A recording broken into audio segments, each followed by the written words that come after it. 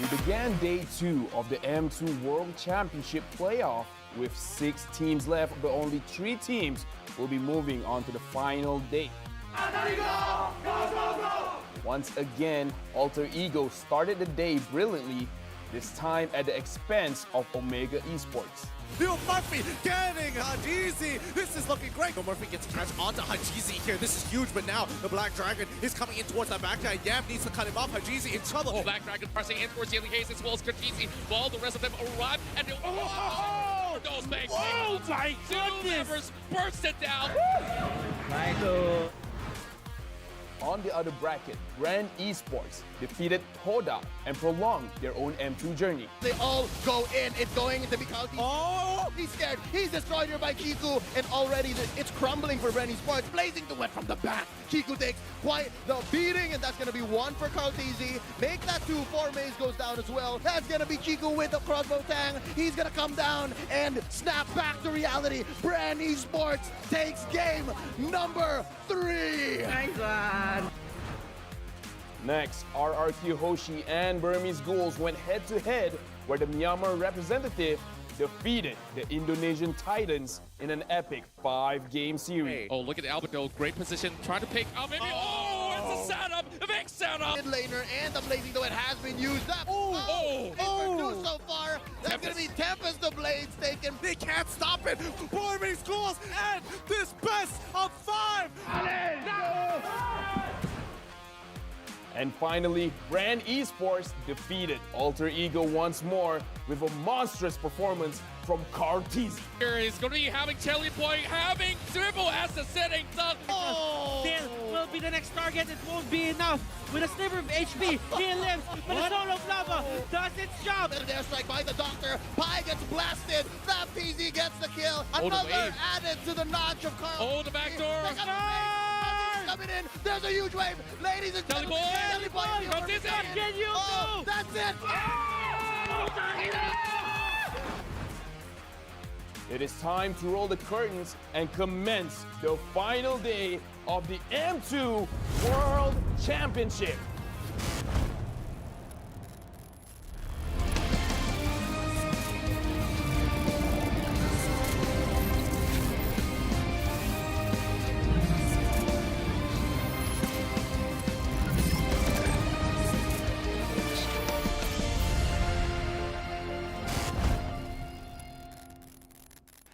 Here in Singapore, it's Sunday morning, and you could have chosen to be anywhere else in the world, but you have chosen to be with us right here for final day of your M2 World Championship 2020. Good morning, one and all, and before we delve into the action, we must say a big thank you to a very important group of people who made your M2 World Championship 2020 possible. Of course, this entire event powered by our friends over at Moonton, supported by our friends over at Singapore Tourism Board. Use the hashtag PassionMadePossible. Skolga for supporting esports careers and talents here in Singapore since the year 2008. We also have IMDA and all our partner brands, Secret Lab, SUTL, Signet, MediaCorp, Cathay Cinema, Tumi, and not forgetting Official Gaming Gear. They got something up for grabs for you guys today. It's the Razer Black Shark V2. Want to say a big thank you to Razer as well. And my name is Joachim Gomez. I am not alone. One final time, it is my honor to introduce my co-host and my panelists, co-host Lysander, and my panelists, of course, the unofficial official Filipino, Mr. Lafel Teasy and Wolf. Oh my gosh. All right. Thank you for the warm introduction, Joachim. Yes. We are here in the final day of M2, the World Championship for Mobile Legends Bang Bang 2020. And I want to set the record straight. I know you've been getting some heat for this, Joachim. We are calling it the 2020 World Championships. Let's talk about why it's 2020 when the year is 2021. All right, guys? For those of you back in the chat, we got to clear a couple of misconceptions. All right, you guys have been bullying Joachim for saying 2020. Well, it's because the season for M2 started in 2020. That's why it's 2020. I know, I must say, if we have cameras, we need to zoom in on the logo. It says 2020 right over there. So it's not a mistake. You heard what Lysander said as well. Now, Lafel, TZ, and Wolf, I need to get straight to it. Our very first game, RRQ Hoshi against Bren. My first question is, will we see Lancelot being banned after what Kyle Teasy did yesterday? I think so. But then again, I kind of want to bank on what Lysander said yesterday. I think it's very important.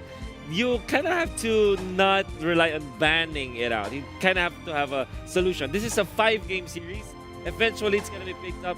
I think RQ Hoshi needs to be prepared for that. Yeah, and for me personally, I think my mind's not working. So how about you, Thomas? Well, I think what we talked about yesterday is true. You cannot give an enemy team a free ban. Especially in that grand final, you have 7 games. If you give them a free ban, you restrict your drafter. That guy always has to ban Diggy, and what are you doing? You're working with 4 bans instead of 5, basically. You're giving your opponents a free handicap, and I think a lot of things need to be figured out by the teams. Hopefully they did their homework yesterday. There has been a bit of time. There were a little bit of rehearsals after the match, but I think that's the advantage of being in the winners bracket. Burmese Ghouls are allowed to relax and chill and be able to do their homework while their opponents have to fight it out in the lower bracket yesterday night as well as today, when they have to play against their lower bracket opponents, Brand Esports as well as RRQ Hoshi. They have to fight big opponents and then face that final boss later in the evening. So, I want Lafel, is your mic working? Go for it. Yes. It is right. Yeah, we hear you loud and clear. We hear you loud and clear. Anything you want to add to what Lysander and Wolf has just said earlier? Yes. Okay. Okay. All right, production. We fixed this guy's mic for no reason. It was, All right, no reason at all. Yeah, Return it. This is why they turned it off. But yeah, It was censorship. First of all, I do want to say good morning to everyone here. It has been a lovely morning. Good morning. Like the best morning, and this is the final day. And Brand, RRQ, they're both yellow color. Their logo. Oh yeah. Okay. Well, I was about to stop you there, call security. But Yeah, but yeah. Anyways, you talked about Lancelot, right? Yeah. I feel like it's a risk banning and not banning Lancelot. You ban the Lancelot, then okay, you take away one of his best heroes. You're not banning Lancelot, and you whether you want to or not, you have to open one of those OP picks, one of those overpowered picks. Maybe it be the Yuzon, maybe it be the Esmeralda, maybe it be the Benedetta. Either way, fighting against a very good team, no matter how you draft, is gonna be annoying. Yeah, I think banning is like a band-aid solution. You ban it because like, okay, this series, they caught us off guard. We don't know what to do against it. Let's ban it now and then we do our homework later. You can't just go into an exam and say, I'm going to skip this entire chapter. That's exactly what you're doing by saying we're going to ban this thing. So I think one thing to consider though, in the grand finals is a best of 7. So you technically have a lot of leeway to work with. You can maybe say go the first 2 games without banning and see if you can beat them, because beating someone at their main is a huge psychological victory. Because you tell them like, your main strategy does not work anymore. But of course, for RRQ Hoshi against Brand Esports, we're talking about the best of 5. And here's giving you today's games and the timings you must take note of right now as we speak. I can already hear all of the players shouting in the background. They're like, well, today the timetable looks a little shorter, but do not be deceived, all right? It's a best of 5 and a best of 7. And if you guys remember, yesterday's game, RRQ Hoshi versus Burmese Ghouls went the full 5. So if we are lucky, today we get the full 7. I know production is groaning as I say that, but for the sake of esports and competition, we gotta see the full games. You're thinking about the production, I'm thinking about the casters. The casters right now, they're like, did he just say that? They got their cough drops, they got their energy drinks. They're good, all right? Casters, you guys are all strong. I know there are 4 of you guys to pick up the slack in case one of you guys fall in battle, but you know what? I think a full 7 games is what the audience deserves, and of course the audience back home, you guys watching from wherever you are. Worst case scenario, me and Wolf, we can cast. Yeah, sure. Yeah. They'll just cut over to the Discourse panel and then we'll just talk. I do want to build to my next question for you guys on the panel, but before that, a bit of a recap coming your way. We started yesterday with Omega Esports being melted by Alter Ego, I dare say. Brand Esports going 1-0 down to Todak and then coming from behind to win 2-1. Burmese Ghouls, of course, being the first team in the grand finals. They await to find out who their opponents are. To which, now my question is about momentum. Because for RRQ Hoshi, they're in this match after losing to Burmese Ghouls. But for Brand Esports, they are in the game. Morale on a high after beating Alter Ego 2-1. What's it going to be like for both teams respectively? Yeah, I think that it's a massive momentum boost. Not only because they won like back-to-back 2-1s, they also reversed from their opponents. And to add to that, they defeated a team that they kind of feel like it's not like a rivalry thing, or maybe it is a start of a rivalry. It wasn't a rivalry, it was a rivalry by the end of the game one. Yeah, for sure. For sure, right? And imagine yourself like winning against a team that was kind of BMing you. We saw the stats, we saw the memes, you saw the memes, like 100 plus recalls. Recall stats. Yeah, I think recall stats is something production need to get for that grand final here. So yeah, to answer your question, a big momentum boost for Bren. Yeah, right now we can see the team head-to-head between Bren and RRQ Hoshi. I'm acting like the host, booyah! Anyways, games played, both of these teams have played 12 times each, and in terms of the damage stats, both of the teams have gone up to 2,600 damage each, but the average game score for RRQ Hoshi, 57 over 35 on Bren Esports. I'm actually surprised that RRQ Hoshi are getting more game score. By the way, game score is totally different from KDA. Well, our average game score is more like when everybody is just performing well. And so I think objectives and tanking. Yeah, I think RQ Hoshi, they're that kind of team. They kind of utilize everyone from their team to be successful. Yep, agreed. And if we move down, I like to look at the turtle slain per game where Bren Esports, they look like they have more turtle slain. Shows that they're really playing around the objectives, especially in the early and the mid, especially now that the turtle spawns much faster. Yeah. It just shows that they are more up tempo in terms of the current patch. And more importantly, they are Lancelot team and the Yisenshin team as well. They really drafted. They favor drafting those kind of heroes, which are very dependent on taking the early stages, particularly the turtles. And the unique heroes pick for RQ Hoshi, that's 28, and Bren Esports, that's 29. So it looks like RQ Hoshi might be the more flexible team, where we did talk about Carl Teasy with his Lancelot. It's really crazy, right? Yep. So with RQ Hoshi, it might not hurt them much just because they're like, they may know like our specific heroes, but we know Lemon or Lemon. Yeah, he has a plethora of heroes where he even brought in the Mincetar. It didn't work, but he brought it in. Very quickly, I want to say that one thing I noticed with Bren Esports is that they can utilize many heroes, but the heroes that they win with, it's quite in a very small pool. So maybe that's something that maybe they haven't even needed to use past that hero pool. They could be just say, you know what, all these strategies are not required just yet. We're gonna save that for the BO7 against Burmese Ghouls. But I think what's most difficult for today is picking a side. There are 3 countries left. Top 3, it's going to be difficult to because now that we know them better, you know, at the start we were going in kind of blind, we can see past records, but now we've seen these guys in person. I've spoken to the coaches, I've seen the passion in these kids' eyes, and they all want that grand prize, you know, that trophy up on stage on that turret, on that tower right there.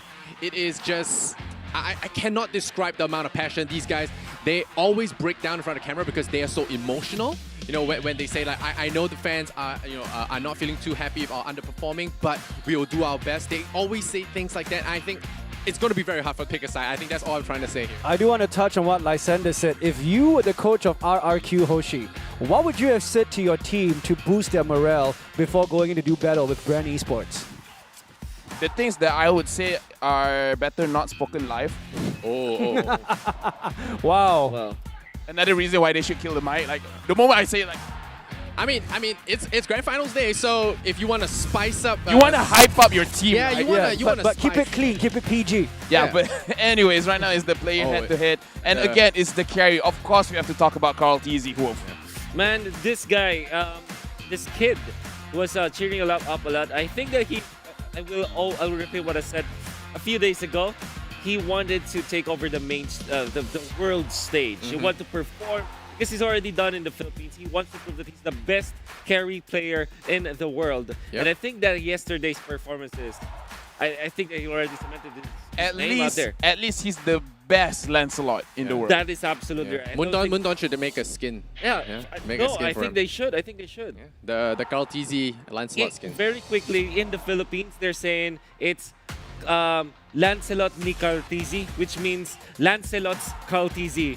It's not the other way around. They kind of reversed it, right? Wow, because he becomes the hero. And Lancelot's the skin. Yeah, exactly. Yeah, exactly. Very big honor. We just had to begin this morning with a fight against RRQ Hoshi and Brand Esports. Indonesia against Philippines. We're pretty sure the comment section on Facebook, YouTube, wherever you're watching us from, it's being flooded as we speak with people pledging their support to their favorite team. Yeah, and right now we will see the 5 faces that will be representing RRQ Hoshi for this lower bracket final. It is, I don't know, man. This one, We've this seen them one, climb through hell. yeah, but this one we do have to talk about it a little bit Oh because my as God. we can see, Lemon and Albert is not playing. In this morning, with that? Whisking and Zin are playing. And what the production team did tell me is like they're a duo, you know, like Albert and Lemon are a duo.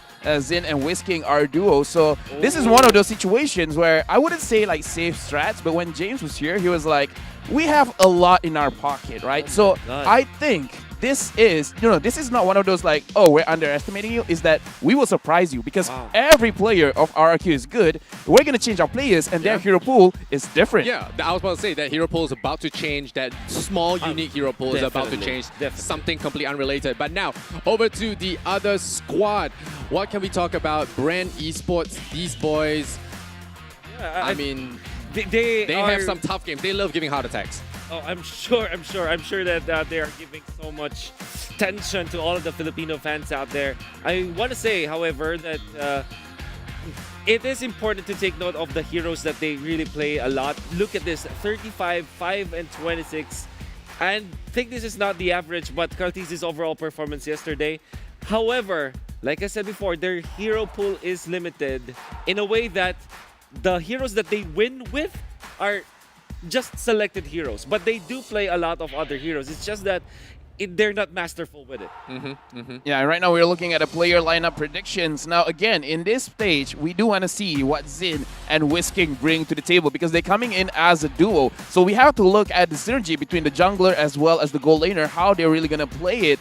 And Rebo has been using a plethora of hero, including the Farsa. Yep. So he is able to handle Whisking probably with the 1-1 because this is one of the things that I'm expecting. Where Whisking, during the group stages, he played the 1-1 and he played it really, really well. I would argue better than Lemon himself. So this might be one of those compositions where they're like, maybe we'll go to the late game, so we need Whisking. I want to say, I'm as a Filipino fan, I'm kind of scared because personally, I loved Whisking when I was able to watch him, and he's very scary. Maybe the other added factor here is what is James banning? I mean, you're gonna be paranoid about what this squad will do because you have studied for Albert, for example, and Lemon, but not against this duo, and this is scary. I think the safe approach would be to go with what you're comfortable with. You know, what do you have practiced? Don't go a little crazy. You know, we saw a couple of crazy drafts. It cost Toadap. You know, they went for a weird tank, no MM draft. It cost them game 2. And as a result, you know, I think it's safe to say go something steady. Now let's take a look and see how our audience decides this game is going to go. Remember, guys, that QR code you see during the wait screen, that's for you to predict and cheer for your favorite team. Look at that support for 74.2% going for Brand Esports, 25.8% for RRQ Hoshi. Now, we know the audience, sometimes they get it right. Actually, in this case, most of the time, they get it right. Is this the case? So I would like to change the question. Okay. No. Like seriously, I just want to put this point in because I just have to confirm. This is a best of 5, right? Yes, sir. And right now, RRQ kind of has the advantage. If they wanted to, like if they lost 2 games, they can just switch back the players. They could just every single game just switch the players and really mess with Ducky's hit to be like, okay, what are they gonna do? And RRQ's players, they're gonna be super fresh. Yeah, and let's see what Talon say. Talon says the other way around. It's a lot closer, this one. Yeah, you guys are bigger RRQ Hoshi fans. Yes, I am. I'm a huge RRQ fan. So you're laying down the now if you made a prediction. Yes, because Thank you so much, Lavelle. Yeah, Lafeltizi standing up for his Filipino brethren. Yeah, because yesterday, like, we did talk to James, right? And I promised him. I'm a man of promise. I was like, I will vote for your team to the day that I don't vote anymore. I want to say that, but I don't know whether that can. Oh wait. Anyways, it's like I will vote for RRQ because they're a very strong team. They can break the curse. Yeah, I want that to happen. Having watched Brand, I gotta say I love watching people that survive a struggle, and I think Brand has won my heart. I think until we get to Burmese schools, then it's a different question. But for now, I'm just gonna go with Brand. I know it's hard picking sides, but yeah, Joakim, what about you? I'm going to stick with Brand as well. I think, for my personal opinion, they are coming in with higher morale and momentum. We will see. We can only talk so much. It's up to the players themselves. And very soon, we'll be heading you to our casters, Gideon Q, Contra, Leo, as well as Butters. And don't forget to go check out the Razor and M2 page for a very exclusive campaign giveaway. And very soon, it's going to be game time between RRQ Hoshi and Brand Esports for your M2 World Championship.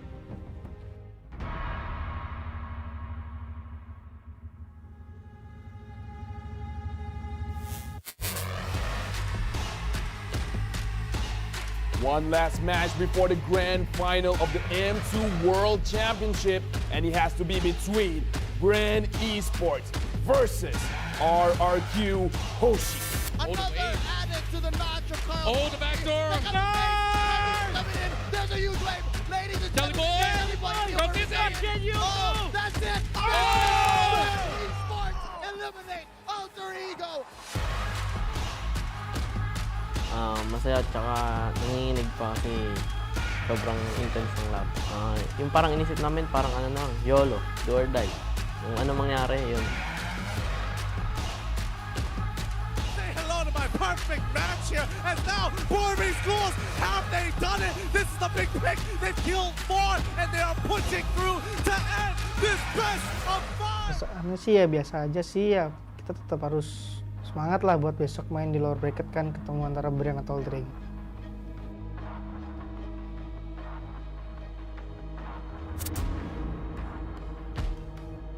Feeling ko kaya namin durugin yun kasi sa scrim tinatalo namin sila. Oh ya kita mah ya latihan kayak biasa aja, kita pede sama tim kita ya, kita percaya kita pasti bisa besok. FIFA RRQ. Galingan nyo bukas RRQ, yung lemon nyo gagawin namin kalamansi. Brand lang malakas.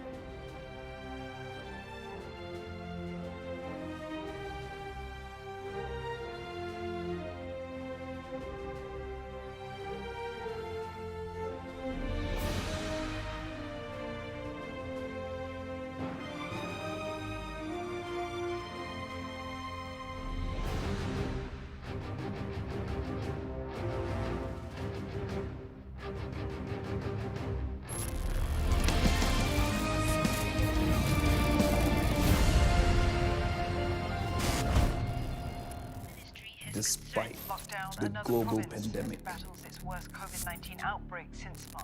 games and esports continue to find ways to unite us, allow us to escape the harsh reality, even just for a little while. Watching an exciting match can feel like attending a concert or going into a war with your comrades.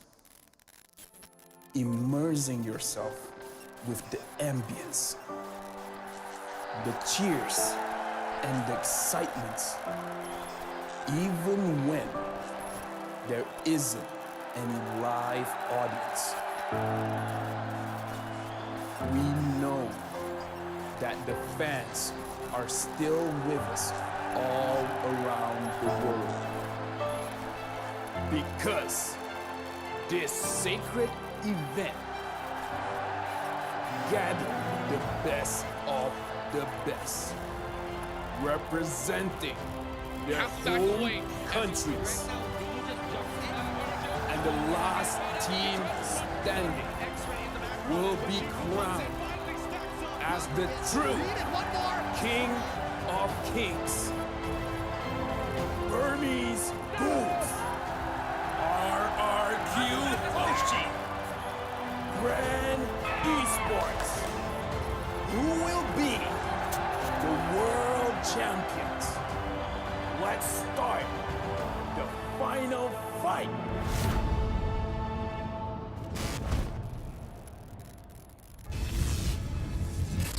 Welcome to the final fight here at the Mobile Legends Bang Bang M2 World Championships. And with special thanks to our sponsor, Secret Lab, the award-winning gaming seats engineered for long hours of comfort and sitting form. Available in Secret Lab official stores in major e-commerces in Singapore, or visit secretlab.co. Let's not forget our other sponsor. Thank you to Singtel, our partner in esports, to unlock lag-free and ultra-fast gaming experience with Singapore's fastest 5G network. Keep calm and get the edge you need on your road to Mythic in MLBB with Singtel, the Singapore's fastest 5G network. Did you know that there is an official live screening event for M2 in Singapore at Cathay Cineleisure Orchard? It's called MVP, and you'll be able to catch all the M2 action on a big cinema screen. What's more, you can also win attractive prizes when you take part in the activities and lucky draw. MVP will be running all week long, and you can get your tickets at the Cathay Cineplex website. You can also check out www.rsg.gg/MVP for more information on MVP. And shout out to our MLBB community watching at Cathay Cinemas in the NUS Sports Hub and Bukit Merah Swimming Complex. Hello, hello, everybody, and welcome to the caster's desk for the final fight. We've got Butters, we've got Leo, we've got Contra, and me getting Q here. This is going to be ill. Welcome, welcome, welcome as we go into the semi-final game. Leo, thoughts? It's up to here, man. The tension, you can cut it with a knife. In the air, you feel it. Back home, I'm pretty sure so many fans of RRQ and Bren Esports are just stuck and glued to their seats because I'm pretty sure I'm hunkering down. This is not going to end well for either of these teams. It's going to be a bloody war, and one of them is going to go home. One of them is going to have to bring bad news and say, we couldn't make it. But I'm pretty sure it's going to be great all the same. That's right, and both of these teams actually came from the upper brackets as well. They knew the winning formula, but they have learned their lessons from the defeat, and now not really dropping all the way through. They have already seen each one another being pushed in that best of 5. And of course, yesterday we saw Run Esports taking that win, but now can they find another one to take down the Indonesian Titans, RQ Hoshi? But then again, I'm thinking right now, social media is just hot.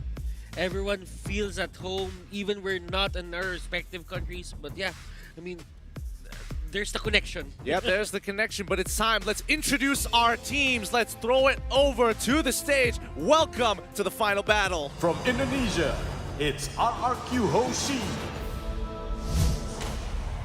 Psycho,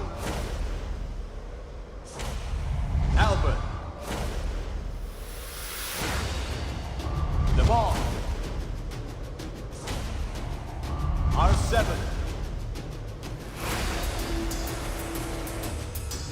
Vin, Whiskey, and Zin. RRQ Hoshi. From Indonesia, RRQ Hoshi.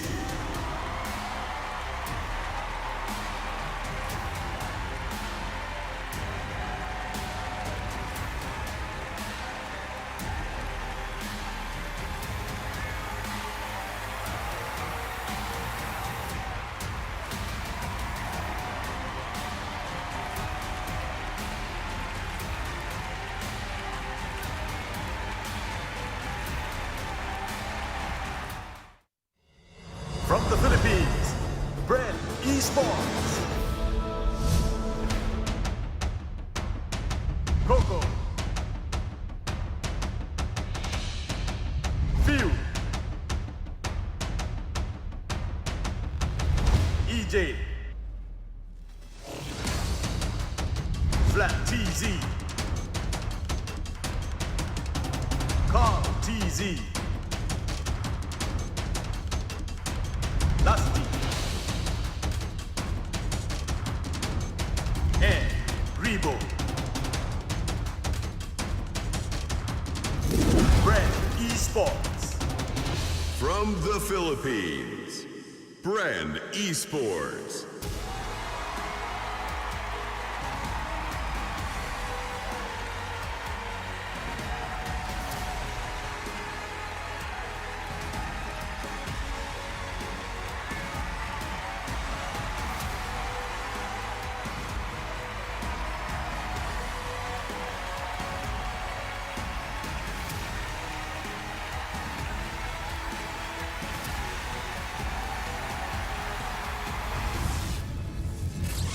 The elimination round of a lifetime for these two teams to determine who is going to be moving on to the grand finals and who will have to go home. A lot on the line here, but Butters, tell me a little bit more. Again, we're working off of a lot of things for these teams. One team having a lot of momentum from yesterday, the other one taking a terrible defeat, but still needs to claw back up into the grand finals.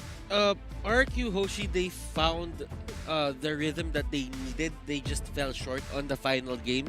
Well, for Bren Esports, it wasn't as smooth sailing as some of the teams here or some of the people might think it is.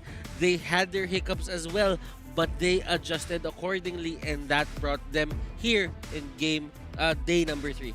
Well, with that being said, let's watch some of the journeys coming in as we pull up the brackets here to get a better idea of their journey here. Tell me about Bren, Leo. Bren Esports, as Butters said, it wasn't an easy go for them, right? But you know, as the saying goes, rough waters make tough sailors, and boy oh boy, is this going to be a long journey. In a single day, they have to go through RQ Hoshi to even hope to meet Burmese Ghouls in the grand finals, and it has started all... what, 2 days ago. It feels like it's so long ago since we started with the lower bracket, saying goodbye to 10S, to EVOS SG, eventually to OMG, Omega, to Todak, and even the upper bracket. It all feels like a dream. Indeed, and of course, they have definitely walked a long mile, but for RQ Hoshi's side, we see them taking a big win over on the upper brackets until they meet Burmese Ghouls, and oh, that best of 5. We've seen so many styles of play being brought out where we've never ever seen before. Now, something that they are bringing in towards this lower bracket final is going to be really interesting because Albert has been subbed out and Sin is back on the stage. That's extremely notable, but before we get a little bit more into that, we want to also congratulate and thank all the other teams participating here, but unfortunately, this is M2. Champions are built off of those broken dreams, so who is it going to be? I mean, speaking of this little bit of a mix-up coming in from RRQ here, is this going to be the secret sauce to take Bren out? Well, as the panel said earlier, there is this thing about you studied for Sin, you studied for Lemon. But what they do is they throw a curveball and they give you Wiz King and Sin. Now, I think the thing is, Albert is the explosive one, while Sin is the consistent, stable one that is really reliable when things get tough. You know, speaking of reliable, tough, and the person who maintains that competitive integrity, Christina Ng, thank you so much for being our head marshal here today, as we're going to be calling up the coaches onto stages, the men who make these boys into something more than themselves. It's going to be James on the left with Ducky on the right, representing both of them here. All having really interesting starts. James actually playing in Indonesia before slowly moving into that coach role. And Ducky, time and time again, he has proven that he is a reliable coach in the Filipino scene.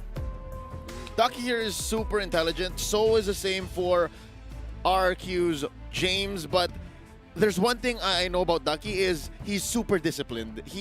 That's his thing. If you talk to him, you know that on top of all of this in-game knowledge and skill, what he really cares about is attitude and how his players feel and react to certain things. On the other end of the spectrum, what really strikes me about James is how creative this man is. The mere fact that he's able to shuffle around these 4 players, Lemon, Albert, Sin, and Wiz King, it just shows that some way, somehow, he's like an artist, picking the right tool for the right job, and he's digging deep into the arsenal of RRQ Hoshi here to really prove that they still are the King of Kings. Yeah, and of course, you do need a very experienced side for that, and well, we definitely want to see the lineup for RRQ.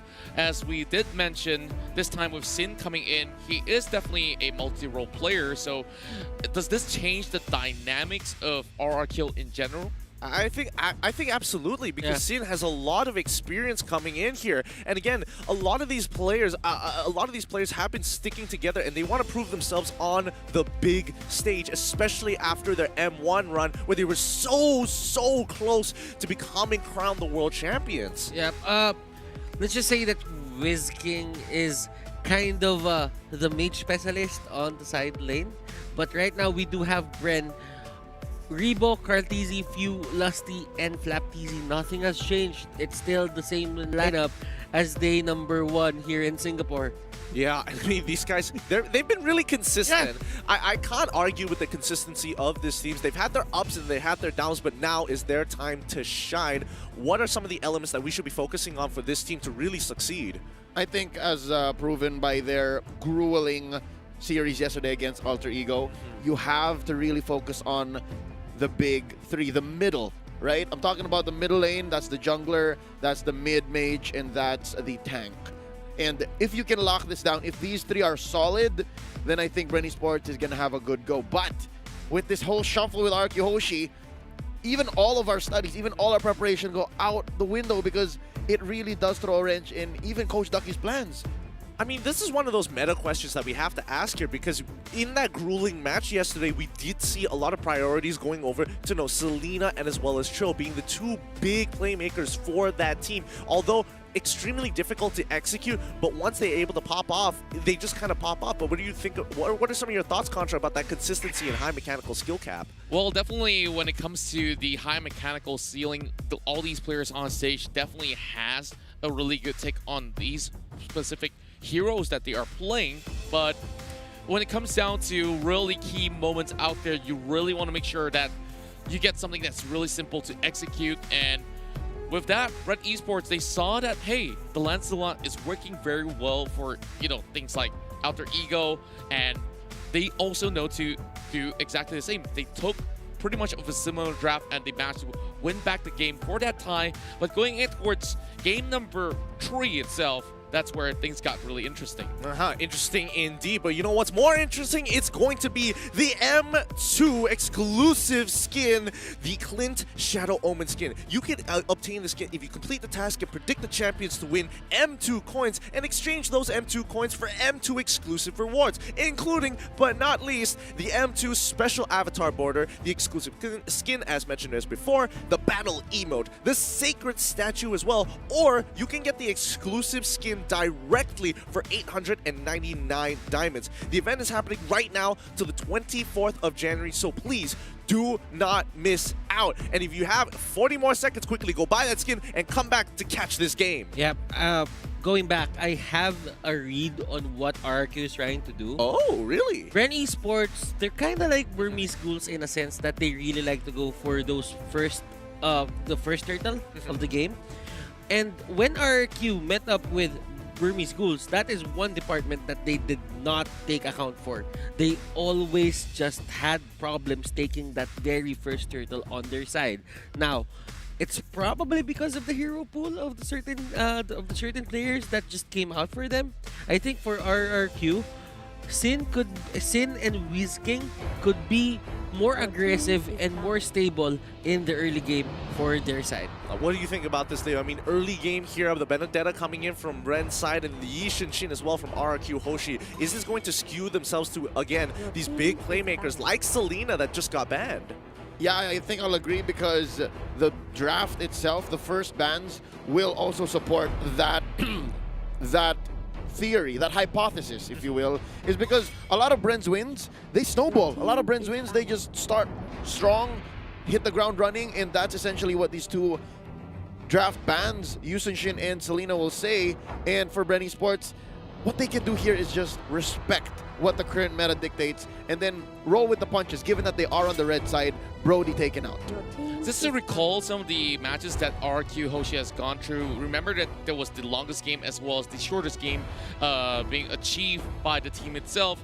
They definitely have interesting dynamics, but like what was being pulled up, we're talking about that early game scuffle for that first turtle. This is some department that, of course, RQ Hoshi is already intending to work on, especially when their goal is to actually set up for the late game. So definitely Red Esports can look to punish them with those sort of picks, but we've already got all these bans coming in. What are your thoughts, Gideon?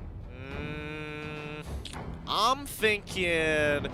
Okay, so here's what's on the table. Matilda's on the table, Jawhead's on the table, both really strong first picks for either side. And since Benedetta isn't there, I would lean towards one of the two. But we've seen this change up quite a number of times, right, Butters? Yeah, RQ Hoshi, they're just one team that... I'm actually surprised that they banned out the Selena first. Because usually for the other teams, they just go for these certain templated bans for the tournament meta. Matilda will be their first pick, while for the side of Bren Esports, they just go straight for the Yuzhong. Oh, and yeah, and I like this because they're giving priority to Lusty. Just because you are giving priority to Lusty, he isn't forced to pick something weird or something that is not going to be the best or something that is heavily countered on the side of RQ Hoshi. What else this draft says is that Bren Esports are still reading what RQ Hoshi is doing, right? By picking up the Yuzhong on Flaptizi, you're playing a safe hero, and then also by picking the Sylvana already, you're still opening up the fact that this might be for few, this might also be for Lusty. Lapu-Lapu and Claude picked up by RQ Hoshi. Nothing too crazy just yet. James is still sticking to what the metagame dictates is right. Yeah, I definitely agree with this sort of pick coming in towards phase 1 here, which is relatively safe for RQ Hoshi. But diving in towards phase 2, of course, they've already got their hands on Lancelot for the side of Brent Esports, which is what we have seen what they could do back in towards that match against Elder Eagle. I actually think that Bren Esports is not even trying to read into what RQ Hoshi wants to do. It's just that they are successful in these heroes. Like Wolf said earlier, they don't have a huge hero pool of heroes that they win with. I mean, these are just heroes that they want to play and they're comfortable with this. RQ Hoshi, no matter what they bring out, this is going to be the setup for Bren Esports that's gonna work. That's dangerous. That's dangerous. Well, it is, and knowing Bren Esports, we just have to accept the fact that they need to be a little bit more creative in terms of this. But for this Lancelot, this Yuzhong, this Sylvana, they're safe with this. Yeah, and now coming into the second phase, they're going to get rid of the Loyi as well as the Harith here. Both very important wave clearers, and more importantly, especially for RQ's Hoshi's side, yes, they do have Matilda for that magic damage, but they're not going to have too much lane priority, which I think even Bren realizes, all right, we don't want our side lanes to get punished because we have seen, you know, things like Harith show up into the side lane, things like Lunox and Farsa show up into the side lane as well. I definitely think the both heroes that you mentioned is going to be pretty much contributing to a very big factor, but they got to find a way to answer this Lancelot, which nobody has been able to stop Kaltizi at it, and works all the lockdowns that we need. Like, the Circling Eagle is definitely not going to be enough, and with that, we definitely see the Cho being axed off just to make sure that nobody catches him with the Way of the Dragon. I like the Cho pick just because it's the only available. It's one of the options here for RQ Hoshi to just lock down that Lance. I actually agree with Contra. Just looking at how the first three picks here for the side of RQ Hoshi is set, they do not have an answer for the Lancelot as of now. Jawhead's not enough? Jawhead is telegraphed. Like, I mean, it's a choice that's left. There's no hero for Cyclops. There is, but having that certain unstoppable force ejector, you can see it coming from a mile away. Well, you have the combo, you have the circling eagle, and yeah, Bren Esports, they're not even shy about it. This is definitely going to be Doc Ribo's Alice from the gold lane. I wonder what Wiz King is thinking, because this Claude can still be a sneaky gold laner. Yeah, it still can. It's pretty flexible in that sense, and I think, even Bren now picking up the Alice as well as the Yuzong, they realize no matter what we pick at this point, even if we do get the 1-1, it's a little too late, and if we want to dominate the lane, it might not necessarily work out anyway, so you might as well get a relatively safe laner. And if RQ decide to go for a double marksman composition, that's even better for us with our assassin, on top of the fact that we have some great pick potential and some really powerful scaling for that late game. Sin and Vin, they're like brothers, and they rhyme. Their names rhyme. Same goes to Kaltizi as well as Flaptizi. Yeah. Right? So It's a connection. It's a combination. yeah. All and right. Interesting enough, they bring in the Kai again. This is something that was being introduced back in their best of 5 against Burmese Ghosts, but here comes Lunox, which wasn't banned away. So there's a lot of damage output coming in from both, the AD side of things as well as the Magic. Wow, I'm liking what I'm seeing from Bren Esports. It's going to be tough for Psycho to lock people down, but when he does, boy, is it sweet. I suppose. I definitely suppose here, but I think RRQ, they've got a much stronger early game in comparison to Bren. So as long as Bren, they basically want to play the early game a little bit more passive, just focus on clearing the waves and focus on, if they have to give up certain things on the invade, they just kind of have to here. They don't have a choice. And Matilda is really going to be a problem for that. But at level 4, Bren's going to have a huge swing into their favor because they're very ultimate dependent. Yeah, I like Bren Esports draft as well, but you really have to give props to that Akai pick from the side of RQ Hoshi. You might not have the catch, that solo single target catch, but you can destroy or you can cancel his combination. And that is the thing for the Lancelot. Just don't let him burst out people. Well, I think it is time to get into the game. This is game 1. Let's roll into the land of dawn for our semifinals matchup at M2. Boys, take it away. Well, of course, all eyes is going to be on Sin, as he will be the one that will be taking over Alfred's lead. But just look at Few already getting his health taken down low. Not even going to be polite about it, just you come into our range, we will knock you down a peg. Few already less than half health, not even a minute into the game. Looking at the lanes, it's R7 on the Lapu Lapu facing off against Ribo in the gold lane. Up top, it's Flaptizi versus Wiz King, so there's a little switcheroo being showed here by RQ Hoshi. Again, you're never really sure what James is thinking. Now, onto the middle lane, this is a normal matchup. Few knows that he will get harassed a lot here as long as he doesn't have his level 4. And as you can see, the damage output in the Matilda is just way too high. But it's okay because Few is the one getting damage, not Kaltizi. Yeah, of course, we do see Kaltizi, though, trying to actually go for the Little Wonder here. And Imole backs away, understanding that Sin as well as Vin, they could actually pull off some significant damages now that he does have the double buff as well. So a little bit of push and shove coming from both ends. Bren Esports, they cannot force any issue. Yep, as Gideon said, Brenny's just waiting for the level 4, and that's when they go ahead and put it into high gear. That's when things get to start, and that's when it becomes more interesting. Right now, Turtle is coming up about 10 seconds from now in the top lane. This is Wiz King and Vin waiting to find someone, catching them off guard, and now Kaltizi just clearing the wave alongside the rest of these mid laners, preparing for the first turtle take. Yeah, speaking of which, we can definitely see that RQ is in the prime position to be able to get that challenge in. And for Lusty, he's keeping an eye out, and here comes Psycho. Lusty is using the brush as well, but RQ, they are going for the Lord next, and this is going to be tricky for them because the Lancelot is on the other side. Nice catch on the Few first blood drawn by Shin, and there's no counter go. That's gonna be the Rampaging Sandstorm. Lusty bites it. Flaptizi, he's a little too low. Oh, not even a trade. They do get one. It's Vin, but it's 3 on the side of RQ Hoshi. 7 7.3 to 6.7. Oh, already a 500 gold lead. That was the perfect timing for RQ Hoshi to pick a fight. Why? Because Carl Tizzy's orange buff expired. He doesn't have the extra damage to help their side, and now Bren Esports have to bow out from that certain fight. Yeah, and you got to give it to Sin on his perfect position as well. He managed to get 2 kills out of that effort.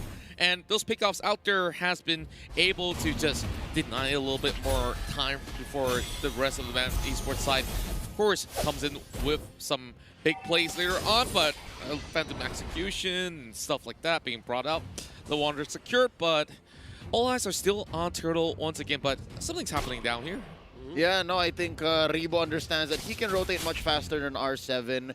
So that means he doesn't have to miss a wave, and then he can be part of the team fight. Now, Turtle take going on here. Lusty looking for a target. He does have his Imperial Justice on cooldown. That's going to be Kaltizi taking the first Turtle. Down goes Lusty. Vin gets him down. Oh, that's going to be another takedown. Few gets eliminated. 2 for none. Is it worth the Turtle? What a pincer attack coming in from both sides. RQ Hoshi, they just rushed right in and got Bren Esports members all caught out. And I definitely like what they are doing with the Kai, just having the Hurricane Dance in perfect position.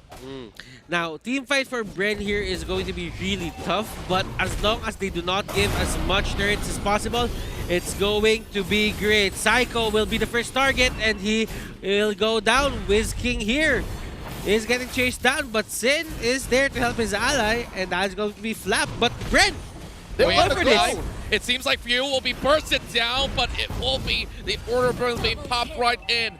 Wiz King does get that double for that dive. Great exchange coming from RRQ. Kaltizi tries to take the buff away, and Finn, he tries to move right in first position, catching on towards Lusty, but Kaltizi, how far can he run with a mega kill coming from Wiz King?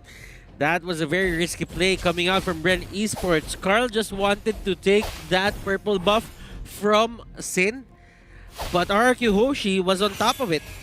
Yeah, and definitely a great timing on that circling Eagle itself. Now 8-3, but the goal difference is not going to be too huge in the early phase of the game. 3 more seconds till the next objective. Well, I definitely see that right now. Members inside of Bren Esports, they're trying to pull the trigger on a very difficult position, and that definitely didn't pay any dividend at all. Now, looking at it, this is the team this is the roster or lineup here for RQ Hoshi that really has a much aggressive early game. They go for those turtles. When Bren Esports, they're kind of caught off guard here. Yep, here we go. Blazing Duet by Sin. He gets out of there. Battle Mirror Image. Did he steal it? I think he did. Carl Tizzy is without his purple. And now the second turtle comes up. I think the fact that RQ Hoshi is just more comfortable with just giving up the turtle to get beneficial trades is dangerous for Bren Esports. Yeah, right now the turtle is going to be the main target for both of these teams. Bren Esports really want that. RQ does not want to give that to them. Cycle with the Petrify. Oh my goodness. Lusty just goes down. Not a good look for Lusty so far, and without that Imperial Justice, whether it be because it's on cooldown or whether it's because they catch him like that, not even blinking. Oh no, Flapteezy gets a barrage of bullets from Shin, and that's gonna be Vin putting the nail in the coffin for Flapteezy. It's looking tough for Bren Esports. 6 minutes, 45 seconds in, Doc Rebo tries to go for a push. That's gonna be R7 not able to save the turret. In comes Psycho. And of course, Blood Oath already being popped up as they will be able to manage this pretty much safely.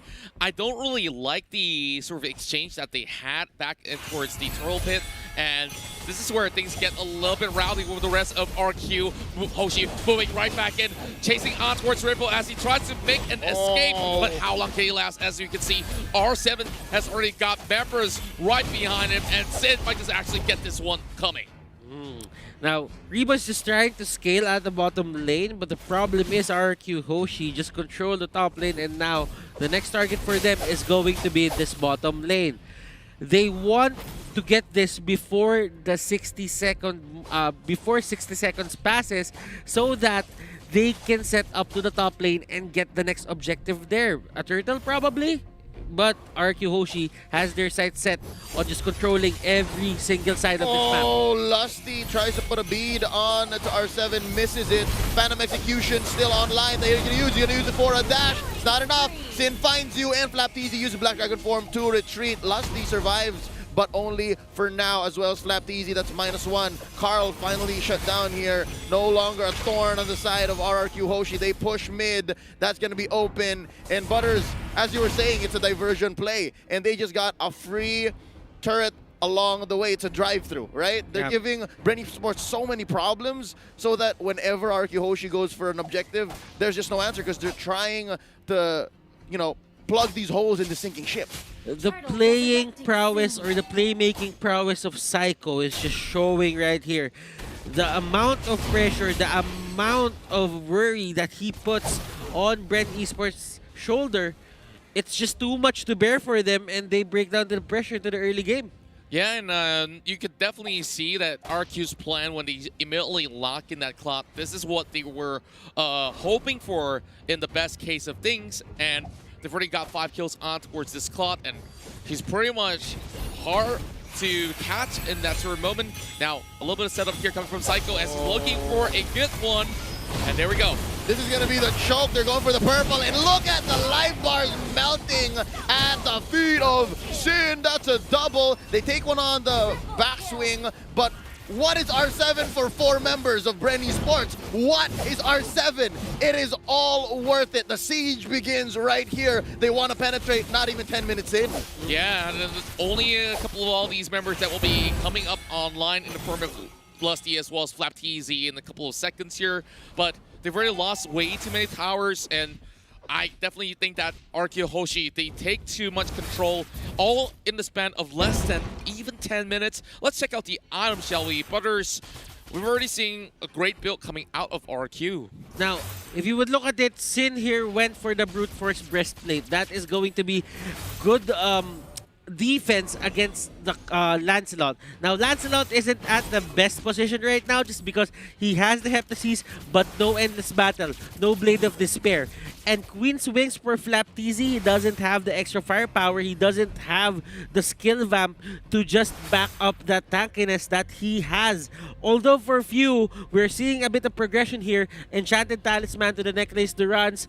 Vin getting a bit of a Durance as well, and at the same time, he does have that casual Dreadnought armor just to protect himself from Carl TZ. So far what I'm seeing is Sin and Vin, say what you will about their names rhyming, but they both understand that they have to somehow go in. This is 2 heroes that usually don't have to go dive in, but oh, speaking of dives, that's going to be the Order of Brilliance popped in here by few just to survive. Rebo with the blood flow coming in, and here's a Black Dragon form. Flapteasy, he can smell blood, but I think RQ Hoshi is setting something up from the left side. Whisking, I think he's looking for it. There's the Rampaging Sandstorm. Oh, they sense the Lord take. TZ take it down here. Sin is now godlike. There's the Blazing Duet. Lusty's gonna be next. Whisking puts him in. Down under the ground, 6 feet, 2 for none. Plus the Lord, RQ Hoshi is ripe for the finish. They fished them out, and with that, they initially went in by popping the Order of Brilliance, and Lunox already using the ultimate. They could not possibly go into cross anywhere near towards the Lord, but here comes RQ. They've already got the Lord taken out, and they are going straight to finish up game number 1. But there's going to be a defense coming in from the side of Bren Esports. They tried to hold on. Rivo with the blood. Oh, he flickers away, but look at R7. He's chasing right in as well, but he will give his life for it. Bren Esports, they're slowly going down, and game 1 is in the hands of the Indonesian side, RQ Hoshi. And you saw how aggressive they were in terms of just getting that first turtle on their side. RQ Hoshi, I think my thoughts were right. This is their early game lineup in terms of players. Near flawless. It's like Whisking and Sin were playing all throughout day 1 and 2. This is what it looks like for RQ. I mean, honestly, they have been one of the more veteran players coming in for the side of RQ for a large majority of the roster as well. They have been there for a while, and I think that makes a significant difference when it comes to just decision making and some of these more reliable picks that they've been pulling off time and again.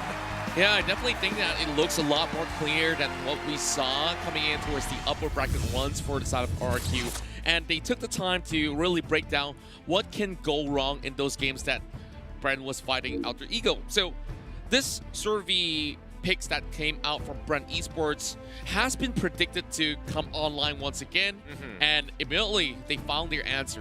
Hey, I think this is still all right for Brent. This is a best of 5 here, so there is plenty of time to kind of adapt. RRQ, they start off strong off the gates, but let's see if their performance is going to maintain. And I think the adaptations, what are we expecting here? I'm expecting them to just have this idea now that this RRQ player lineup is so aggressive that it can go toe-to-toe with their aggressive lineups as well, and just try to be a bit creative on the drafting. You know, even if you go for the Lancelot, you can actually just get more heroes to support him. That will surprise RRQ Hoshi. Yep, surprises, but let's see what our analysts have to say. Let's throw it over to Wolf as well as LaFell. Take it away.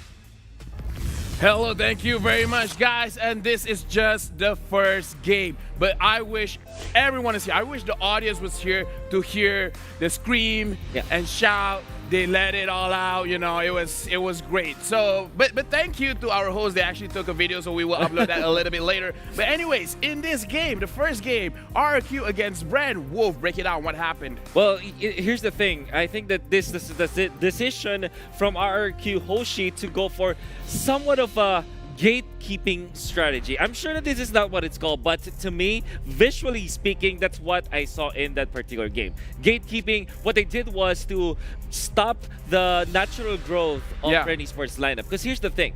You have the Lancelot, you have Alice, and you have Lunox. Kind of disconnected from Brand Esports. If you think about it, the Lancelot as well as the Lunox, they're quite early game based, right? They need to be aggressive in the early stages, and they can push up the tempo. While Alice, it's more dependent on the late game, right? So there's a little bit of a timing disconnection in there coming out from Brand Esports, and then RQ Hoshi just play the tempo well so that they can gatekeep that. So they stop that from happening at the exact moment where they get their items. And how did they do that? They just didn't lose their lanes. Yeah. And that's the thing, like if we break it down, it's actually just pure mechanics. If we look at the KDA, everyone from RQ Hoshi did super well. Like I don't envy the guy who has to think the MVP of the game. But basically in this kind of situation, just like what Wolf said, everybody won their lane. And that is a little bit crazy because Zen on the Claude in the marksman, he wants to farm, supposedly. And we can see that Brand did, Carl TZ did get the Lancelot, and he should be a little bit more aggressive. But we can see that they turned the table. It's like, no, I'm a marksman. I can slow you down, make my team go in, and then I can deal still a lot of damage even in the early game. One thing I want to say to the viewers out there is that if you want to know whether or not Carl TZ's Lancelot is working, just look at the timer. If it's like 3 minutes in and Carl TZ is like 0 and 1 with the Lancelot, you know something bad is gonna happen. In fact, he finished with 1 and 4. RQ Hoshi knew exactly how to win against the Lancelot, and there are 2 things that I want to say. Number 1 is win your lanes. Number 2 is win your side lanes. Because the fact that your side lanes can participate in fights, it can help in stopping the snowballing Lancelot. Yeah, and again, in this kind of situation, RRQ Hoshi, just like you said, the Silence, the Lapu Lapu, the Khalid, R7, and Whisking, they won every single thing. They won their lane, and then they translate whatever they're winning onto the side lane. And over here, Zin, on terms of the itemization, I kind of like that he's focusing more on a little bit of his defensive. Yes, he has the Demon Hunter Sword. He has the Golden Staff. That is the core item for a Claude, but then he also has the Queen Wings as well as the Brute Force Breastplate to make sure that his movement speed is a little bit more faster so he doesn't get caught. And if he does get caught, he will not take that much of a damage. And Whisking with the Khalid with the Execute, make sure that if anyone did fight in his lane, even like Brad, we saw they tried to go very aggressive. They dove inside his tower, and he's like, no. This is Whisking. This is my tower. Psycho and Vin, I love their itemization. You might not see it here, but they all actually prioritize that Dreadnought armor because they kind of want to survive the onslaught of the Lancelot, and that helped them help this guy. Yeah, the MVP of the game, Claude, with a 10, 1, and 10. Very, very nice KDA, I might add. And the thing is, in this kind of situation, honestly, anyone could get the MVP. R7, he deserved it. Oh, for Whisking, sure. he deserved it. But Zin, in this kind of fashion, I do feel like he deserves it a little bit more, just because in scaling, he should not be doing all the things that he's been doing in the early as well as the mid stages of the game. But he, with his other teammates, with Psycho, with R7 or Whisking, whatever part of the meta that he's going with, they will make sure that they will make the play, they will get the kills, they will get the advantage, they will get all of those objectives. I want to say whatever the whole RRQ squad took for breakfast, had for breakfast, I want to have it too, because everybody just woke up really well. I mean, it's a Sunday morning, they were drafting well, they were playing well, and they were also screaming in a very emotional manner. And I like to hear it. And the thing is, yes, it is early in the morning. Perhaps Brand Esports, they haven't properly warmed up. Again, it's a best of 5 series. It can go either way, just like yesterday we did see between Burmese Ghoul as well as RRQ. So again, anything could definitely happen. This is just the first game. We will be going into the second game soon, where again, I don't think it's more of a draft situation. I feel like it's a situation of being very, very comfortable with the laning phase. This is RQ just prepared for this Lancelot onslaught. I mean, we did talk during our Discord session that they have to be prepared for it. They cannot just ban it. Just looking at banning the Lancelot is a band-aid solution, as Lysander said, and it seems like RQ Hoshi, they are well equipped to deal with this. Last thing I want to say about the adjustment coming out from RQ Hoshi is that they were able to show us how to actually support a hero, or how to activate a marksman in the middle, just like what Burmese Ghouls has been doing. And they might have taken notes, because honestly, if I just cover the names and the team, I might think that it's actually Burmese Ghouls playing it, because of how much they put a lot of emphasis into that mid lane part of the map, where the carry and the mid laners and the supports are, and the movement is just so fluid. Exactly. And if RRQ is playing like this, we might see a rematch between Burmese Ghouls and RRQ, but this time in a best of 7. Either way, my name is LaFell and this is Wolf. I can't wait. I can't wait. So right now, I think our casters are ready. So guys, get ready. Please take it away for match number 2. Thank you, analysts, for compressing and compacting all that information into one short little segment. Obviously, we'd like to hear a lot more from you guys, but don't worry, we've got more games to come. And speaking about compacting and compressing, why wouldn't you want to be compacting and compressing all your stuff into a 2Me luggage bag? So that's why we would like to thank 2Me for being the partner in esports for M2. As the journey to become the M2 champions, we have perfected it with the latest 2Me luggage and backpack here. It comes in 2 separately, and they're really, really good. You saw one of them happening to be on the Discord session as well. In between, Wolf and LaFell, they're making sure that it looks good, and you can bring your gear anywhere with you safely without worry. Be sure to check out 2me.com to perfect your own journey and enjoy the M2 competition. And to keep our players safe and protected, the event venue has been coated with SD Pro, an antimicrobial self-disinfecting coating that eliminates bacteria and viruses 24/7 for 180 days. To find out more about what SUTL Environtech offers, visit sdst.com. And don't forget to catch the live streaming of the mega event Mobile Legends Bang Bang M2 World Championship 2020 held in Singapore for free on MeWatch from the 18th to 24th of January. A total of 12 teams from 9 countries, all competing for 300,000 USD, and it all starts here today as we move on into our second game here, and we're talking about adaptability. What are some of the expected changes we should be seeing in the draft? I'm hoping to actually see a change. Instead of having that Lancelot, which definitely is resource heavy, you're looking for those picks. You want to actually get this Lancelot activated, but in game 1, you can definitely see that there was no chance for the side of Brand Esports to get him up online as compared to what happened in that Alter Ego game, where in both games, they have managed to be able to do so coming with those early picks. As much as I'd hate to be that grumpy uncle and say, I told you so, and don't do this, don't do that, I think for Brand Esports, if they really want to make this game or match last a little longer, to answer the super hyper aggressive combo of Sin and Whisking, they have to not draft into a Harley strategy, at least not willy-nilly. because that's what has been the downfall of a lot of teams, them specifically here in the playoffs. So I think just to try and answer something that goes so fast, they shouldn't just jump the gun. I mean, I'm not saying don't do it, just saying be on the lookout, because some way, somehow, James might lock you into that draft and you might get choked out even before you get started. On my side, I don't really think that they should really change much. They should be just more careful into picking their side laners. Okay. The Alice isn't really one of the best in just controlling those people, on controlling the enemy team on the early stages of the game. She still needs a bit of scaling. But if you pick into let's say a Lapu or a Yuzhong, or let's say even if they go Farsa sa XP lane, that would be great, just to somewhat stop or just keep the enemy at bay. Yeah, I definitely like the idea of the Farsa itself, but you know, coming into the sort of the style of play coming out of the side of RQ Hoshi, we've seen the Indonesians really going out to jump all the way towards the back line, and there are certain picks that can actually find ways to reach the Farsa too. Yeah, and Bren Esports has this thing about them in the playoffs that they don't really win game number 1. Okay. Yeah, you're pretty much right. They don't really win game number 1. Game number 1 against Burmese Schools, they lost it. Game number 1 against Todak, they lost it as well. Alter Ego, game number 1, they lost it. So, game number 1 is really not for Not in there. Esports. It is part of the learning curve? Are you saying it's part of the pacing? I don't know.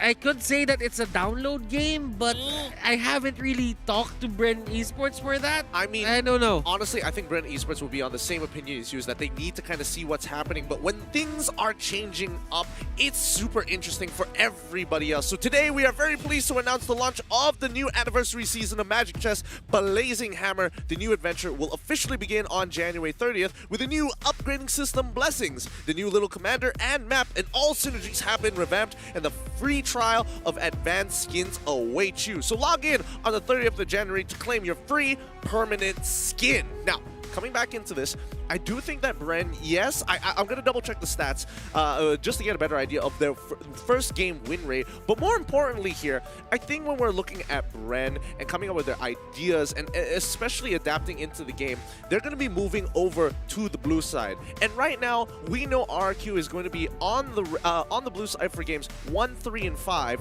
while 1, 3, and 5, while Bren is going to be on 2, 2, and 4. With that in mind, Game 2s, it's going to be important because I think that's where Bren might actually have an advantage after watching the previous game where we saw them, steal drafts here and there. Yeah, this is where they definitely get themselves pretty much well prepared, and they could definitely pick the side that they want. They started on red.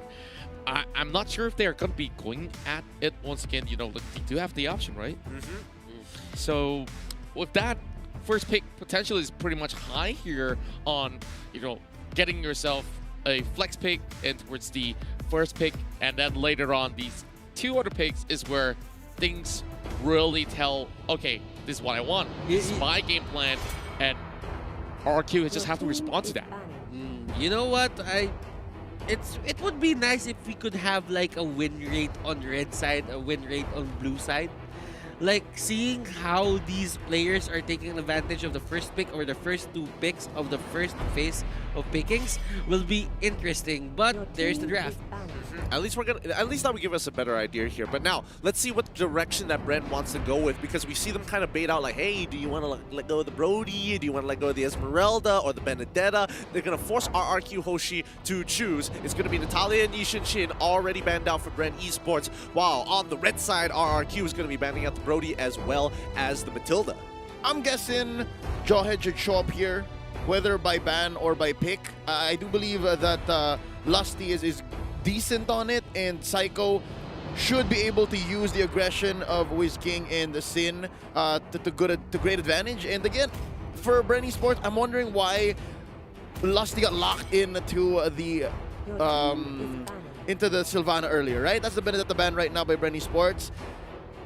I'd like to know RQ Hoshi from game number 1. They really did well to time out the Imperial Justices. Not a single one from Bren Esports earlier was used as they intended. if you're gonna pick a Cho, like if you're gonna lock into a Sylvana or a Cho, there's actually a difference between those two.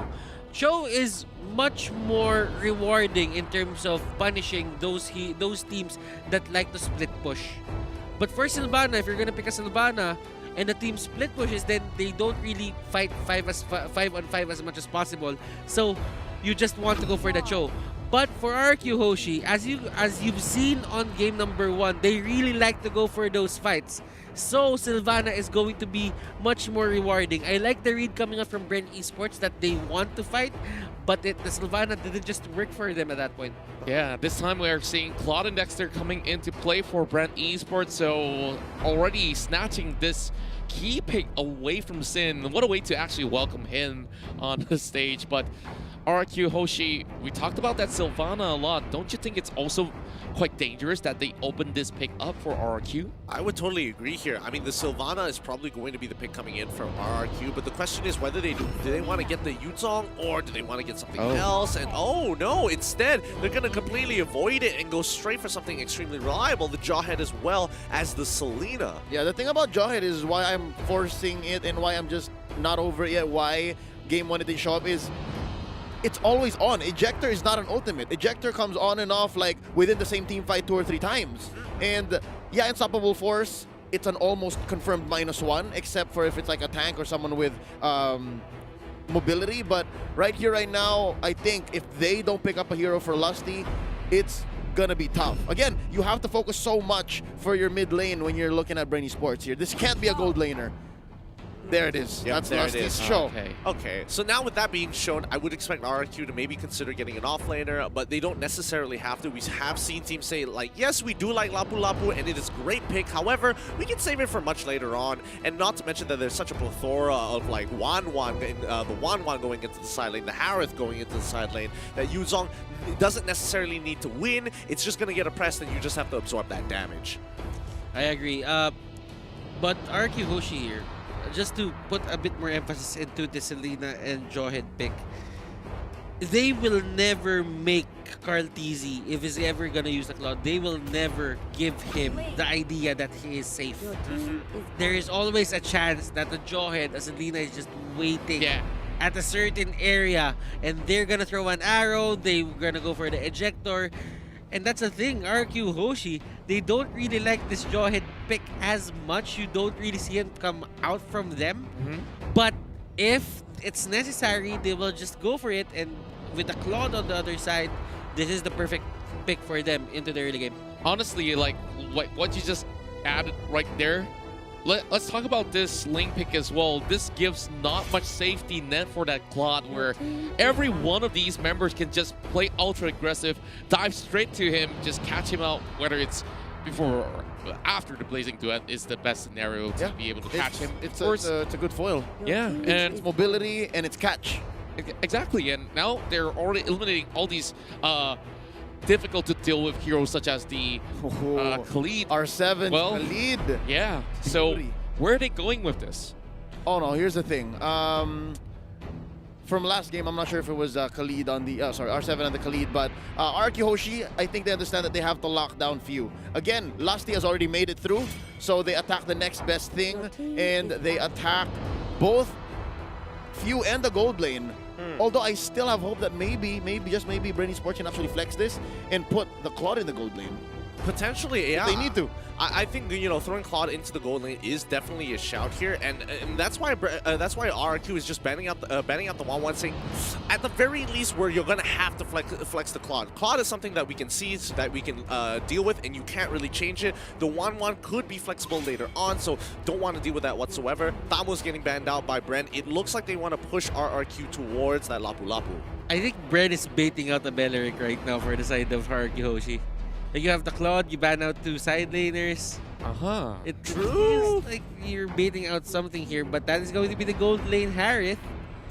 Will RQ Hoshi give in? Because the Claude Beleric relationship is actually very complex. It's a love-hate relationship. I mean, to be fair, Lemon isn't playing, so they might not necessarily whip it True. out, but you don't really know. True. And I do like the Harith pick more so because you can flex him into that gold lane and in towards the mid lane as well, leaving that final pick to kind of predetermine, yeah, we could get the Lapu Lapu, we could still kind of spice things up and, add in a Farsa if we really wanted to, or, add in a bigger tank later on. Yeah, 2 mages can still show up, 2 mages. Side lane, mage, and of course, mid for few. Do note, I think it's very possible that a Harith can go into the XP lane as well. Yeah. What's scarier than an ultra-fast Zaman Force quick rotation? Like, that's the thing.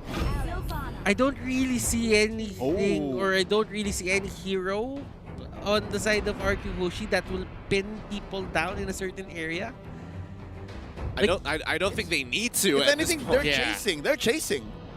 They're hyper aggressive here. They're playing with the Jawhead and as well as the Selena. Both of those predetermined that if you walk up, we will try to take advantage. But I think, Brent, they've got some really good options here. We've seen the matchup time and time again between Selena into the Cho, where, Cho can actually face tank a lot of these Abyssal Arrows with a well-timed Shenpo, and then it's not that big of a deal. But coming in with that Sylvana, level 4 is going to be kind of interesting for both sides. I can't really tell who's going to win that level 4. Okay. Okay, But I like this. RRQ, they're going to be locking in the Ruby. It gives them certain damage, it controls people, and they just want to hold them into place. And this is perfect for them. There's enough time for them to take people down. I mean, chasing down people, yes, that's true, but you still have to take into consideration the Zaman Force. Harith wants to be there. Ling might be chasing them down, but I think Ling on the other side is just gonna go for the backline. I think that's their main idea here. Yeah, we've seen this sort of composition before from the side of Brent Esports. What I'm really surprised is that they honestly didn't bother about the Alice pick or the Sylvana, which easily could have been banned away, and they offer 1-1 instead, which kind of secures things for RQ. Like, hey, if game 1 it went our way, we're gonna do it again. Yeah, I see where you're coming from here. And okay, so give or take, I think RQ was prepared to lose the Sylvana, or arguably flex the Cho. But I think it's time as we get into the game to figure out this conclusion as we move on into game 2. Please, Butters, Contra, as well as Leo, go for it. Cast this game. Give us some color. Here we go. Brent Esports versus RQ Hoshi. If Butters was right, if the pacing for Brent Esports actually is beneficial, that they learn a little bit from game number 1, we'll see. This should be the litmus test for that. Now, Lusty leashing a bit for Carl TZ. This is a quick purple. I think this just allows Carl TZ to be able to move out a little faster, get that BMI, and get that extra little bit of damage and mobility. And then moving on, that's also the purple. Oh, no, orange first. Orange first here for Sin. Pretty interesting start as we are already seeing a little bit of contest going over on towards Little Wanderer. And okay, I guess we're going to be staring at them just having a chance of snatching it away. It makes a lot of sense to just go for the orange first for the Ling, just because you want to be a bit faster than the Claude. I mean, Dealing Claude, damage, that is. Not necessarily, but you just want to use your superior mobility to just clear the waves and just find the pick off, just get your level 4, go to another lane. The Claude will think, should I go there or should I just farm? Because that's the thing. The Tempest of Blades is a good way to control people as well and take down people in the process. But looking at the side lanes here for the side of Brent Esports, I think the Ling will have a great time going back and forth on those side lanes, as long as in terms of dueling, their lanes win. I feel like it was one of those situations where they're kind of I wouldn't say preemptively doing it, just playing off the information at hand. You had somebody go into the mid lane, they were going to, fast clear that jungle. They started on towards the orange side because they can generally see, oh, they started showing up, they started up into the mid lane, they quickly ran over to deal with their purple buff straight away. So at that moment, they say, okay, we can actually match you here. We're gonna start on our orange side, move over to our purple, and then contest for Little Wanderer in the river. I just like how both teams are actually having exactly the same thought, same sort of the routes that they do take. So it's all about, you know, who gets what, and then they can plot to the next attack, and we are already back in towards our game. So game number 2 here. I really do wonder how would they shut down Sin's side, because they only got Lusty, and if he uses Way of the Dragon to catch either the Harif or even the likes of Finn, it's easier to burst down, but Sin, they gotta make sure that they catch him real fast. That's what Few is for. That's what Few is for. He is on the Sylvana, and I think he'll be a little more frugal when it comes to the Imperial Justice this time around, seeing how it didn't work out so well in game number 1. This gold lane matchup up top is also something interesting to note. Harith wins the early game compared to the Alice. Now Few spots one off. That's going to be Psycho right across the bush, and while the action isn't happening just yet, oh, nice arrow thrown out. Just misses by a hair.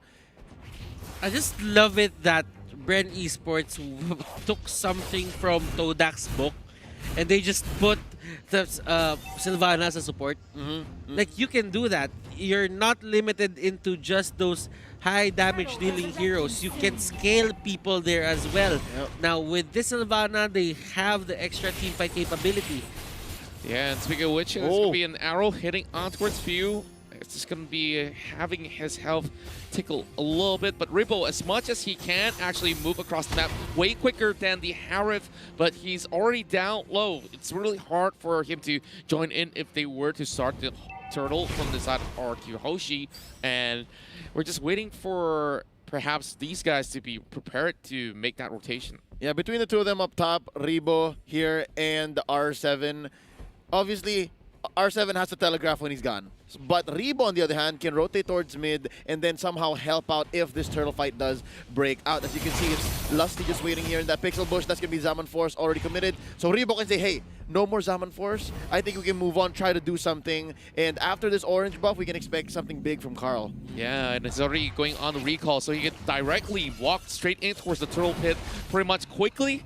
Now, a little bit of the contention for the golden crab, if you may call it. So, gonna be a lot of gold coming for the side of Sin.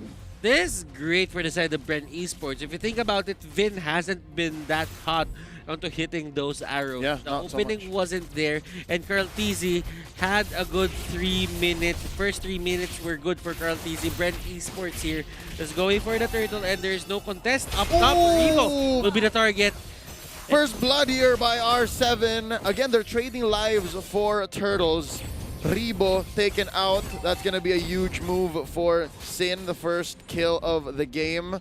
Now, the gold gap isn't so big. This is how we saw it earlier on. And so far, the fact that Ribbo stayed in the lane, and that's 3 members of Arkeoshi that had to share the EXP and the gold up top, that's what led to this very, very small marginal gain on Bren Esports, but there's no conversion really. Yeah, and Calamity's life already in the hands of R7 after 1 kill in the back, but Psycho easily gets spotted out by Few with that sort of movement. Nothing much is going to be happening between the two of them, but of course, Psycho has a very big duty coming in towards those team fights, and he's got to catch out Kaltizi, but look at just the layers of things, and Kaltizi has already used the Blazing What? Calamity Reaper is something that R7 can just utilize, and if they ever want to pick fights right now, this might be the time that they should go for it. And the upper turret doesn't have any more energy shields, I think. It was chipped down a bit by R7 Yeah, here. all 3 of them. Yeah. And if ever they want to just go for it, then oh! that would be their next objective. And Lusty here will be the first target for Vin that he hits. Oh, Swift as the coursing river, and well, it definitely did happen in the river, of course, and the rest of the members of RRQ, they're moving right in, trying to set things up against Ribbo, but they catch him on towards Few. Zaman Force being popped out as he tries to run away, and he survives. Now, the rotations coming up from RQ Hoshi, it seems like they're reading into Bren Esports' playbook. They know where the hell is Bren Esports gonna come from. Yeah, it's easy, and I think for now, RQ Hoshi will do that and try to make this gold gap a little smaller, because Carl TZ's not there yet. Carl TZ's not there. Oh, Flap TZ gonna be coming in. There's the ejector onto one. Turtle taken in by the Ling. That's Sin helping out. Lusty destroyed. That's Wiz King taking him in. Psycho, though, gonna get away from Flap TZ. So far, it's a 1 for none. Rebo looking low. He is gonna... Oh! The flicker in! The flicker in! Oh, the damage from R7, ladies and gentlemen. They're all low, but they're getting the kills nonetheless. Psycho just acting as a barricade. Carl TZ and Few can't do much. Wow, that was a total win. A wash for Brand Esports. They couldn't get anything. And conversion through the roof. A turret. You want a turret with that? Yes, sir. Yeah, quite a destruction that we've just witnessed over on towards the turtle side, and RQ Hoshi has been able to also back a turret right down below. But I'm looking at the lack of responses coming in from Brand Esports side as well. But we saw an early usage of the Blazing Duet on towards those minions itself. I don't think it's relatively worth it. I think Carl TZ just understands that he has to speed up the clear. Sure. He has to catch up, and they can see that the gold gap is growing. And if he's not joining fights, which I think he shouldn't, then yeah, Blazing Duet, by all means, pull the trigger. Now, I'm seeing Brand Esports having a hard time. Well, that's obvious. But still, we haven't seen Carl TZ with the Blazing Duet. And it just seems to me that RQ Hoshi are picking their fights well. They fight in a time where Carl TZ has his Blazing Duet down. Yeah, again, it's just basics, fundamentals. Now, nice catch. Imperial Justice on a Psycho. Plus a down force by R7. A few shields gonna save him. There's the Tempest of Blade. And Sin knocks out Carl TZ. Oh, R7 barely survives. Flap TZ pops him open. That's a double for Sin, though. Rebo gonna get away. Blood Oath keeping him alive, but how long Vin is still alive here? Flap TZ. Shaw energy, is it enough for him to take on two? Oh, Wiz King and Vin. Here comes Sin with the orange buff. It's gonna hurt. Oh, I think they disengage. They know that Few can still deal a lot of damage. Definitely have to disengage right there. It's a 2-for-2 trade, and it's still working out for side of Brand Esports. As at least they do have Laptizzi here, and they are getting flanked from multiple directions. It's a killing spree coming in for Sin, and the next one to fall. It's gonna be Sin that gets cut out. I think it's pretty okay with this catch. Yeah, well, Few still the instinct to stay and know that I can out-sustain these members of RQ Hoshi left. The spiral strangling keeps El Capitan alive enough to make sure that when Carl TZ comes back, they can contest for this turtle. And ooh, look at this down bottom. Oh yeah. Gives them enough space, and Carl gets hit by the arrow. Oh, damage output. That's gonna be Carl TZ shut down. R7 takes the turtle. Zaman Force, there's enough shields in there to keep him alive. RRQ Hoshi shouting their lungs out. They know they won that all in. This is the things that Azelina can do. It can hit your jungler in the middle of two people, and that's how impactful the Azelina is if done correctly. Oh, you just look at Wiz King and he does not even care how much you can put upon it, but Psycho is getting focused on, and they are already trying to get away to cut through the throats, and the Yuzong still gets away with that kill after expending that execute. Oh, that was a beautiful execute. Full range, I believe, because Flap TZ clicked it as he was exiting. Now, if only this was a Festival of Blood. I think he made the call. That was a calculated decision prior to the game. He picks Killing Spree so that he lasts longer in these fights. I'm wondering if he's kicking himself right now saying, oh, I could have gotten stacks. I could have gotten stacks. Maybe you might just be. But at that point on, RQ Hoshi could have just let Brand Esports go and try to go for another objective. But what do? They try to get as much kills as possible. Then Carl TZ here is gonna have more time to just get his farm. There's no pressure for him. Lusty gets an Athena shield. They are slowly scaling up to that point where RQ Hoshi, they might not have an answer for this Claude anymore. Oh, here we go. Black Dragon form. Flap TZ comes in. There's the Imperial just catches one. R7 decimated. And now underneath the turret, this fight is going to continue. They're going to trade out Lusty. Taken out by Psycho. It's tank-on-tank violence. I still call it supportal combat. Oh, down bottom. Sin with a split push. Ladies and gentlemen, that's a worthy trade. That was way too sneaky coming from the side of RRQ. Yes, they did trade, and it's okay for R7 right there as they still manage to catch on towards Lusty. Oh, mid lane. no, an ejector into the back. Tempest Ablaze keeping him down. They're still alive. Flapteezy, quite a few hits. Oh! Oh! The turnaround! Few able to help Cartili survive, but only for so long because Flapteezy is gonna bite it right here. It's only Few and Rebo. Only Few and Rebo. Lusty gonna be trying to come back. That's good. Blood Ode into the back lines, and Vin is getting the brunt of this all. And right now it's Few, and he's Spyro Strangling once more, poking the front lines, and there's a Zaman Force. Oh, you do best to disengage, and R7 gets one still.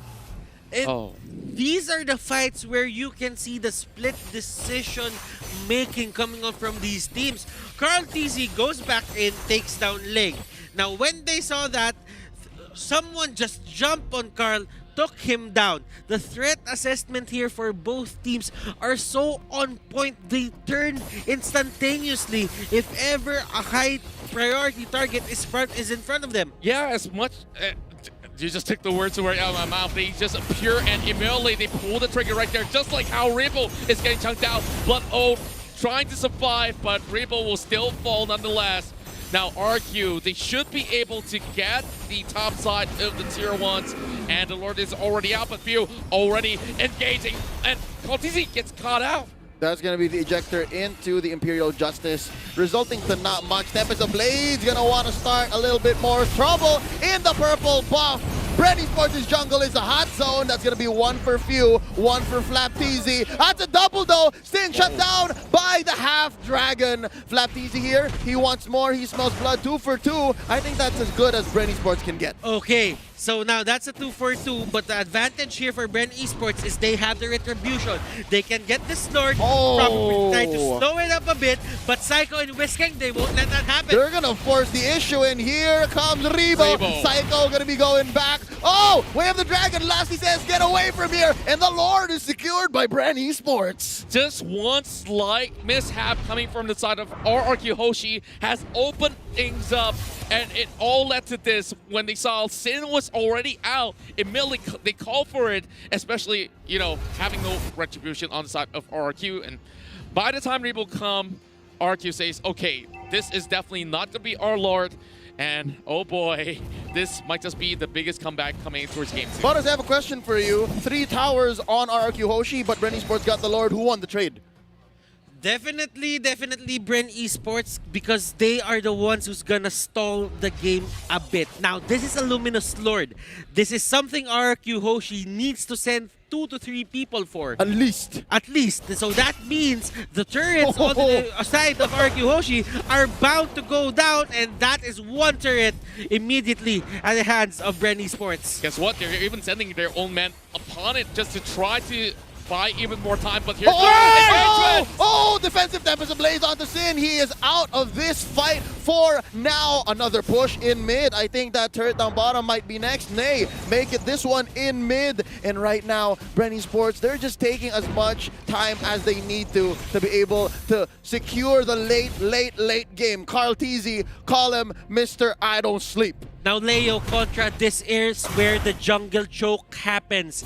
You can see that Brand Esports is scattering themselves all over the map. Contra, you were saying? Yeah, it's all resources for the side of Brand Esports right after securing that Lord. Not only that, you see so many layers that we saw coming from the side of RQ. Yeah, they want to go in for those picks every single time that they see Brand Esports. They try to dive right at them. Just look at the goal lead right now swinging in favor of the side of Brand Esports. Already 2.5, and well, there's going to be a lot of money for them to buy all these items in.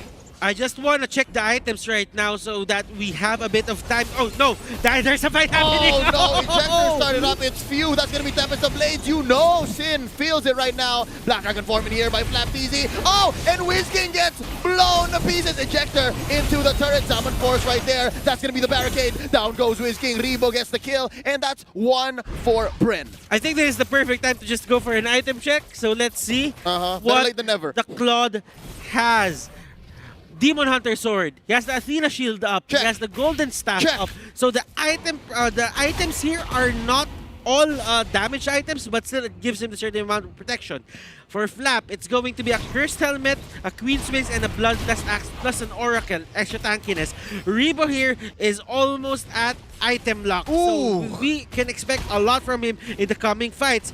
R7 though, he has a Calamity Reaper, the Feather of Heaven, the Holy Crystal, everything that he needs to deal a certain amount of damage. But Sin with the Queen's Wings, that might help them in the coming fights. Oh, hopefully it does, because Psycho's going right in with his unstoppable force already, but he is getting taken down immediately. And with that, R7 goes into the securing the killing spree by having Mew taken out. Nice for RRQ. I like that RRQ is trading out effectively, and they defended that inhibitor turret relatively well. Could have been cleaner since Psycho had to go down just the same. But there is one thing that's alarming me. One thing that says, oh, RRQ Hoshi, I think they know that they're on the ropes, is because almost all Tempest of Blades in the past 2 or 3 team fights have been defensive. Right now, they want to pick this. Sin, another defensive Tempest of Blades going to be going back. And FlapDZ and Rebo are here. They're dealing the damage. They're raining it down. That's going to be Ling taken down. Another looking for it. Oh, waiting, come back. That's R7 now. And from the back, it's WizKing. 3-4-0. Brand Esports can go ahead and take this Free Lord second in the game. And from here, another penetration. You can really see the TZ connection. Once Sin goes down for Claude, what Flap does is he goes around with the Black Dragon form, just targeting Sin, and Sin can't do much about that. Yeah, they went in a little bit too early, if you ask me, because they went in for that engagement by the corners of the jungle, and there's nothing much to get out of it. They loosen in the process. This is just history repeating itself. Ooh. And second Luminous Lord for the side of Brand Esports. I think they have got this game pretty much sealed. Yep, Divine Glaive going over to R7, but check it out, FlapDZ just got his Sea Halberd now. Middle lane pushed in. Lord isn't even on the map just yet. Now, we have come from just building casual Deadly Blades into actually turning it into a full-on Sea Halberd, and that is just impressive. That just shows how much FlapDZ wants to really stop the regeneration and finish fights when they started, because I believe the next 1 or 2 team fights, if it even extends to that, could be the last. Yeah, and looking at R7, they don't really have as much deaths. WizKing as well, so you really just have to stop them on their tracks. If they can stall out the game, make an important pickoff, make an important play, then that might be something that Brand Esports can lose from. Yeah, speaking of losing stuff, they're already lost the top side of the turret, and you can definitely see that Finn is absolutely caught out. That's not where you needs to be at, but the Lord is already scored, and Lusty is hunting for those kills. Brand Esports will definitely get this equalizer right here for the Philippines. Sitting at 1-1, Butters, you may have been the herald of good news for many Filipino fans around the world of Mobile Legends and of Brand Esports. Maybe, just maybe, that game 1 was all they needed to pick up the pace. I mean, well, it could be a download game. No. I'm not quite sure. I haven't really talked to them if they really like their download games, but it happens for some. And you can't really explain it, but if the tournament meta is not available or changes, this are the things that might happen to people. It's the first game curse, second game curse, third game curse. I don't know, but it happens. Well, talk about warm-up games here. Brent looking much better. I definitely felt like there were moments where RRQ kind of was getting around them, going for those big corners. But again, this is one heck of a series for this top 3 spot. I mean, 1-1 in a best of 5 already. It's neck and neck. How is it looking like here, and how's things going to shape up from here on out? Yeah, I really want to point out one thing that I dislike coming from RQ's draft here. Ooh. Yes, Jawhead, high priority coming into many of these matches, good in the meta, but it's something that later in the stage of the game, it just falls off so drastically, and it's evident, the moment that you see there's an Alice and the clock, they can easily walk away, whoever you throw. I see. Well, with that being said, let's get a more in-depth analysis from our analysis. Let's go over to them. Thank you very much, and I hope someone clipped Gideon, because that is gold. That is gold. But yeah, either way, speaking of gold, we got 2 of the teams with yellow on their logo, and in my opinion, right, I think all of the Indonesian fans and all of the Philippine fans are on the edge of their seat. Especially, we watched where RRQ Hoshi seemed pretty good in early as well as mid stage of the game, but then Brand Esports, they just got back up and they won. What happened? Well, there were so many, I would say, not really bad decisions coming out from RRQ Hoshi, but more on forced errors from their part. Now, I want to say though, the start for RRQ Hoshi was perfect. They know exactly what they wanted to do, and this is some sort of a late game composition from RRQ Hoshi. Yeah, it's the Harith as well as the Ling. You know, the biggest problem, however, is when they are while they are incredibly scaling in the latter stage of the game, they are unfortunately timing based. And in fact, RRQ Hoshi are actually playing with their timings. Biggest problem is, look at the spell that this Harith has. Well, they always go for Purify anyways, but you can see that as a weakness. If you're looking at Bren Esports, there are many stuns from the side of Bren Esports, which means that they can really force this Purify. And when they were fighting, when they're winning the fights, Bren Esports take the fights that don't involve the Purify on the Harith. And the thing that I like about Brand Esports, usually we see that when a team is going down, they just like, okay, we'll just wait for someone to make a mistake and then we'll capitalize. But Brand Esports, especially from the Yuzong, from Flap TZ, just like you said, forced errors. He forced the situation onto RRQ Hoshi to answer the situation. I love the play at the top side, just like you said. They timed Harith's Purify. Okay, the Purify is not a weekend go in and then Sylvana goes in. And the thing is, we look at Alice as well from Rebo with the Enchanted Talisman as well as with the purple buff. Or yeah, he basically doesn't ever lose mana. He just goes in with the Blood Oath and he just stays in there for a very long time. And then Yuzong coming in with the Black Dragon form, and then later on with the Dragon Tail as well. It becomes very, very difficult for RRQ Hoshi to really sustain. Yes, Whisking, we see he sustains super, super well with his Haas Claw, with his Endless Battle Oracle, as well as the Blood Wings, but that is Whisking. That's not the same thing with Ling, Selena, as well as Harry from R7, Zin, as well as Vin, where we can see plenty of times they try to fight, where Ling, he has used every single skills, every single energy, but nothing happened. But right now, let's look at the MVP of the game, and it's going to go to Flap TZ on this Yuzong with match KD of 8, 4, and 6. See, Halbert picks up as well. Not only that, the most important thing that I want to take on about Flap TZ and how he played this is he also understood that RRQ Hoshi, they are timing based. Not only are they dependent on the Purify on Harith, but they are also dependent on the Tempest of Blades. The last 3 skirmishes that RRQ Hoshi lost, and those were the decisive ones, right? I think those 3 skirmishes really allowed Bren Esports to take the Lord and eventually take the game. Those last 3 skirmishes, they were able to force the Tempest of Blades. And this is because of the combination between Lusty, Flap TZ, and Few. The way that they were juggling and controlling their stuns, forcing the Tempest of Blades coming out from Sin, and that was definitely a terrible sin for RRQ Hoshi, unfortunately. Yeah, and the thing is, we have seen RRQ won the first game, and now the second game, Brand has won it, and now it's a 1-1. We need 3 wins in total to make sure that we know who will be facing against Burmese Ghoul. And right now, Flap TZ, he shows that he wants to get that revenge onto Burmese Ghouls. Really feels like it, man. But then again, this is these are 2 teams that are on top of the pack when it comes to just performing in the Mobile Legends action. Obviously, we would expect this to go the distance. I personally think that this will go 3-2. At least 3-1, and here we go. We are just starting the actual series. Yeah, but either way, we have to go to a short break. Our players are getting ready. We will be going to the Discords in a little bit. Here is Wolf. My name is LaFell. We'll be going to a break. Don't go anywhere. We will be back right after this.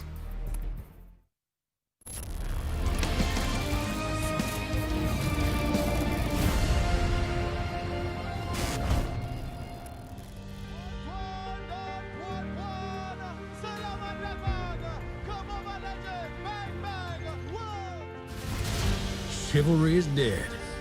I will revive it.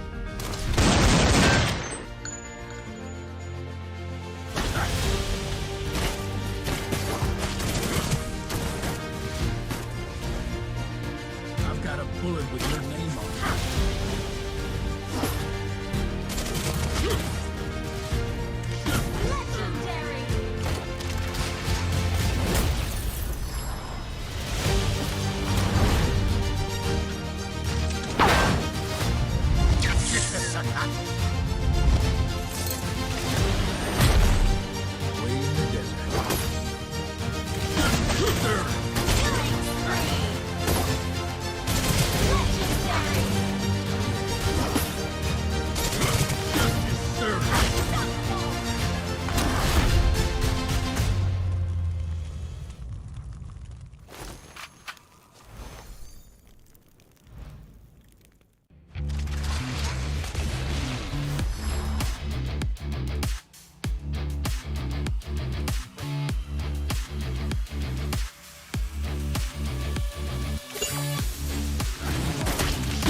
serve.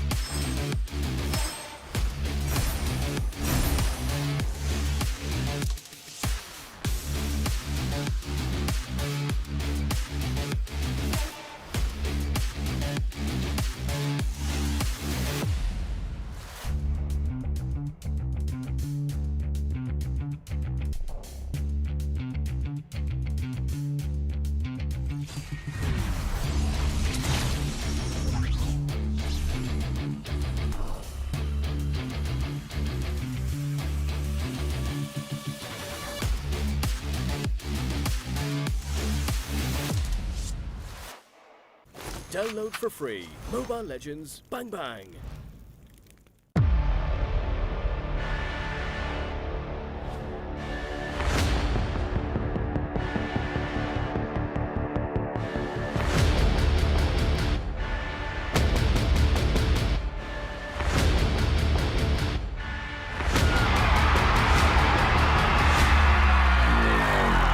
Killing spree!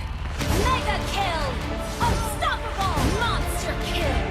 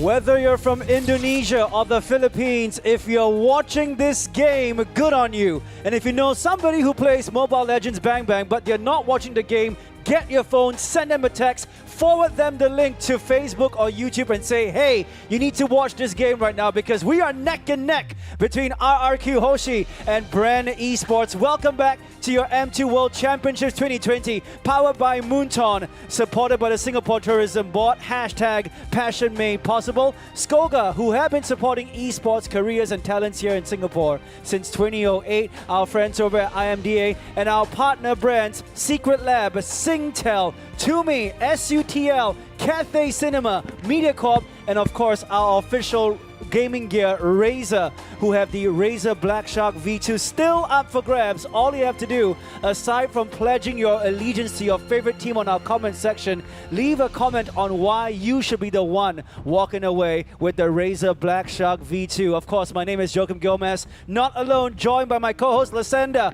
as well as our panelists, Lafell and Wolf. My question is, have you caught your breaths yet? No. No. It's essentially a best of 3 right now. Essentially a best of 3. We're back to the lower bracket where we're so used to. Now, room for error, it's at the minimum. It's at the minimum. You enough messing around. But the good thing is, they have proven that Brand Esports and their Lancelot is not invincible. It can be beaten, and it caused Brand to innovate, come up with something new, and now, well, they came back strong, so it's a 1-1. Philippines and Indonesia both have something to be happy about and sad about. Yeah, definitely both of these teams, they want to change the score for a 2-1 in their favor, but I don't know. Like, for me, I just want a 2-me in my favor. Oh, here we go. Oh, okay, yeah. We have not had any of that today. I wasn't prepared for that. Yeah, that's why it was good, right? Oh, yeah, sure. Now, I really wish we were able to have audience here in the arena, but of course, given this whole pandemic, we're giving it to you in a whole different way. But the players over at RRQ Hoshi, as well as Brand Esports, they are screaming, they are shouting. Emotion is high right now. And Wolf, earlier did say you predict a 3-2 or a 3-1 finish. Yeah, I'm sure because both of these teams, they play like that, and I think that I will try to be careful with my words because I want to be caught in a bad context once again. Yeah, Can't avoid that. The teams, they have shown that they are giving some games to other teams, right? They are not perfect. That's what I'm trying to say. Yeah, because that's how they are. Even with Brand Esports, there was a meme back in MPL season 4, season 5, where they do this download game, quote unquote download game, wherein they usually lose their first game and then take the reverse sweep for those best of 3 group stage matches. This happened for about like 5 series in a row for Brand Esports. Yeah. Where I'm from, that's called extended BM. Extended BM. Extended BM's out. We'll let you have 1. We'll let you have 2. We'll take the other 3. Well, not in a BM manner, but it's just that they look course. like they are really studying their opponents. That is not normally what happens with Brand Esports. And you know what? That's what also happened in their series yesterday. Their 2 series yesterday, losing game 1 and then taking the series after 2. The coach joked with us and said it's for content. But speaking of content, the content is ready.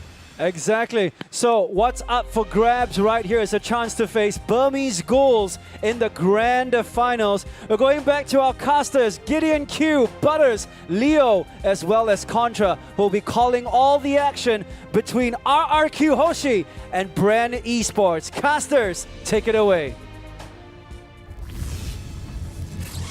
Thanks for the introduction, Joachim. Oh man, these games are getting tighter and tighter by the day, and these teams are getting more and more adaptive as we've seen them kind of grow in their own right, figuring out more strategies that kind of suit them. And that's what I've noticed here. The strategies that suit their playstyle, that tells them their story, more than just focusing on what the meta has to offer. What I'm liking so far is the fact that Bren can beat RRQ at their own game, at least in this version of the lineup. We haven't seen anything crazy from Lemon or Albert today just yet, but if it's this whole Wiz King and Sin, ultra aggressive, hyper fast style of RRQ Hoshi, then yeah, we're sitting at 1-1. Again, if it's a battle of going one up on each other, then so far it dictates that someone has to change the pace. Someone has to make a new move. Yeah, speaking of making a new move here, I'm looking at RRQ Hoshi. They need to deconstruct this entirety of what Brand Esports have been pulling in, and I'm looking at the Yuzong right now. I think it should not be left available for Brand Esports at all, because this is kind of like the entirety of the backbone. Not only the frontliners out there, but he's the one doing a lot of damage. He's the one to be able to cut corners out there to just reach the backlines pretty easily and just get away with it. There's this thing that Ducky told me when we came out of quarantine. Oh? And they were screaming against RRQ. And it seems that RRQ didn't do well in those scrims. So that's probably the reason why they put Sin and Wiz King here. I think Albert and Lemon just didn't make sense for them at this best of 5. I mean, honestly, yeah, I do think it's just something to keep note of, and I think more importantly, it felt like something exclusive. And what else is exclusive here are the M2 exclusives skins available now. If you just log on to MLBB and complete the task and predict the champions to win those M2 coins and exchange those coins for M2 exclusive rewards, including the M2 special avatar border, the M2 battle emote, the M2 sacred statue, and most importantly, the M2 exclusive skin, Clint, the Shadow Omen, which can be gained directly for 899 diamonds. The event is happening right now till the 24th of January, so please, please, please grab it while you can. There's some context to the discussion and the conversation that Butters had with Ducky. If that is indeed true, I mean, there's so many factors that could go into why it's Sin and Wiz King this time around. But if it was true, then definitely that's kudos to James. I mean, it's respect, right? That's respect. Would I bring anything? Would I bring any lies into this table? Oh, no, not that it's lies. But I'm sorry, Butters. Someone's very defensive here. I He's nervous. He's sweating a little bit. Like, wait, what are you talking about? Did he say you look good today, Leo? I only bring facts. Yeah. He brings facts. I guess you are looking good today, Leo. I did say that it could be an element of surprise. There are many factors, right? Many factors here. But what I want to highlight is the respect. And right now, Brand Esports, they have stayed blue. That means RQ Hoshi says red. We want this chance to go double picks, and that's how they want to react to this and again win this race. Yeah, and I think, you know, in terms of this race, being able to kind of dictate the pace of the game, RQ Hoshi deciding to go onto the red side, something a little bit more familiar, something that we've seen them actually adapt with against the Burmese Ghouls itself. We saw a couple of really good drafts and slowly pulling back to what they're usually used to, as I said before. But Contra, where do you think this is leading? Well, it's definitely leading towards what they want to open up for the side of Brand Esports once again. I think that we are going to be seeing the different sort of phase coming from the side of RQ Hoshi and what they want to pick up coming in towards that double things that they can go for in the initial phase. And with that, Esmeralda being banned away, the question now is what I mentioned, the Yuzong. Is it going to land on RQ Hoshi's side? Ooh. Maybe, I don't know, because they still have those third bans, and those third bans generally kind of tell you is like what is the priority for either one of these teams, right? Yeah, Brand Esports, yeah, they're a team that could probably just focus on the tank as much, but RQ Hoshi, I think they like the Lapu-Lapu more than the Yuzhong. Like, you would see them pick the Yuzhong, but it could be on the second phase. They like the Lapu-Lapu more. I mean, Lapu-Lapu, I don't know, like looking at the stats of whether or not Lapu-Lapu or Yuzhong, we've seen the impact of Yuzhong more occur more, and honestly Lapu-Lapu and Yuzhong have a pretty decent win rate overall, but very much so. Coming up for this last ban for RQ Hoshi here, do you think that is going to be the go-to, or are we not going to see Sylvana here? I think they have to respect more Yuzhong's slapped easy. Yep. Oh, but instead, they both play with fire and they're opening up the side lanes and the tanks. So yeah, Lapu-Lapu, Yuzhong, they're all still on the table. The tanks, Jawhead, Show, still on the table. Yeah. And even the mages are relatively open too, like none of them were touched. Yeah, I want to look at the mages here because the first game, RQ Hoshi did pick up the Matilda, which is pretty much out in the open. I think that definitely having somebody who can just dish out quite a chunk of damage in the early game can actually put Red Esports slightly behind, finally chasing in with all these small little leads. So Red Esports having a difficulty here selecting their first hero. In about 5 seconds from now, we're going to be seeing how they will be dealing with this, and they will go in to take that Matilda before anything else.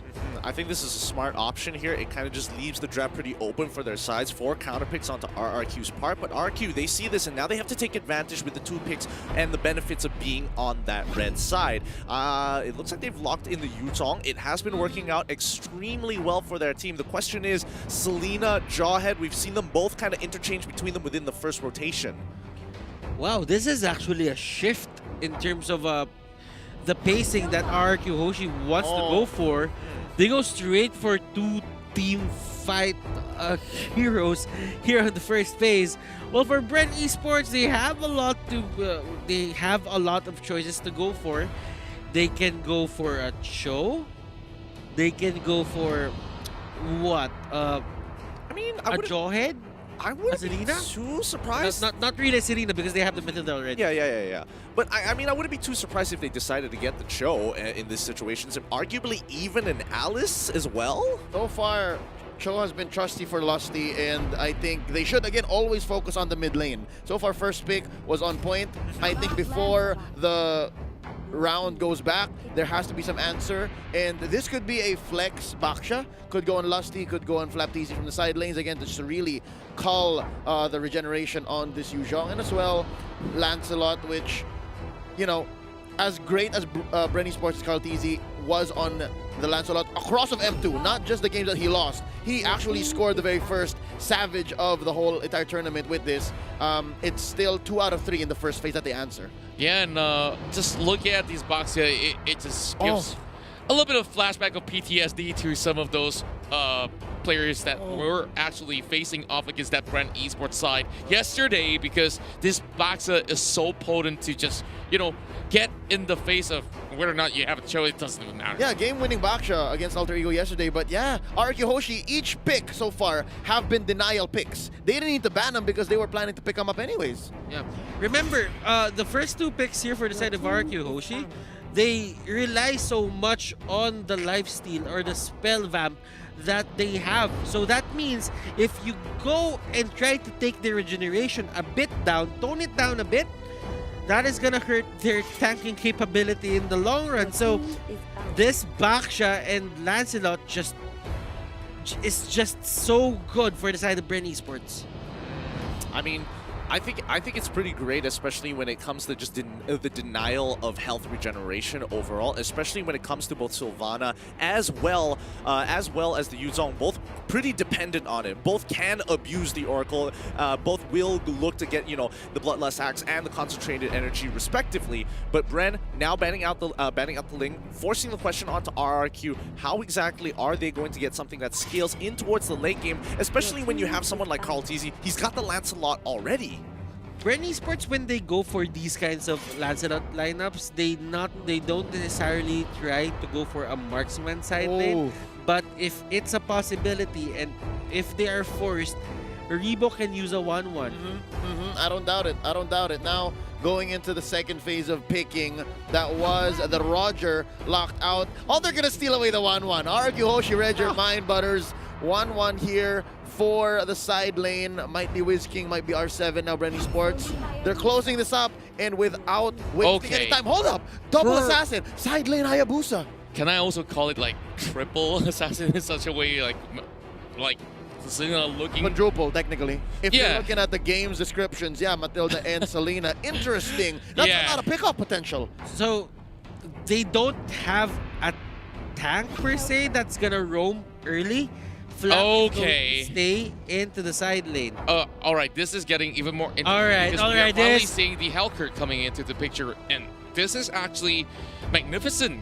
Bren Esports has a good draft, but RRQ Hoshi with just 1 pick, they just give a lot of, they just, you know, try to shut down. They tried to shut down Bren Esports draft as much as possible. They needed to find the pick.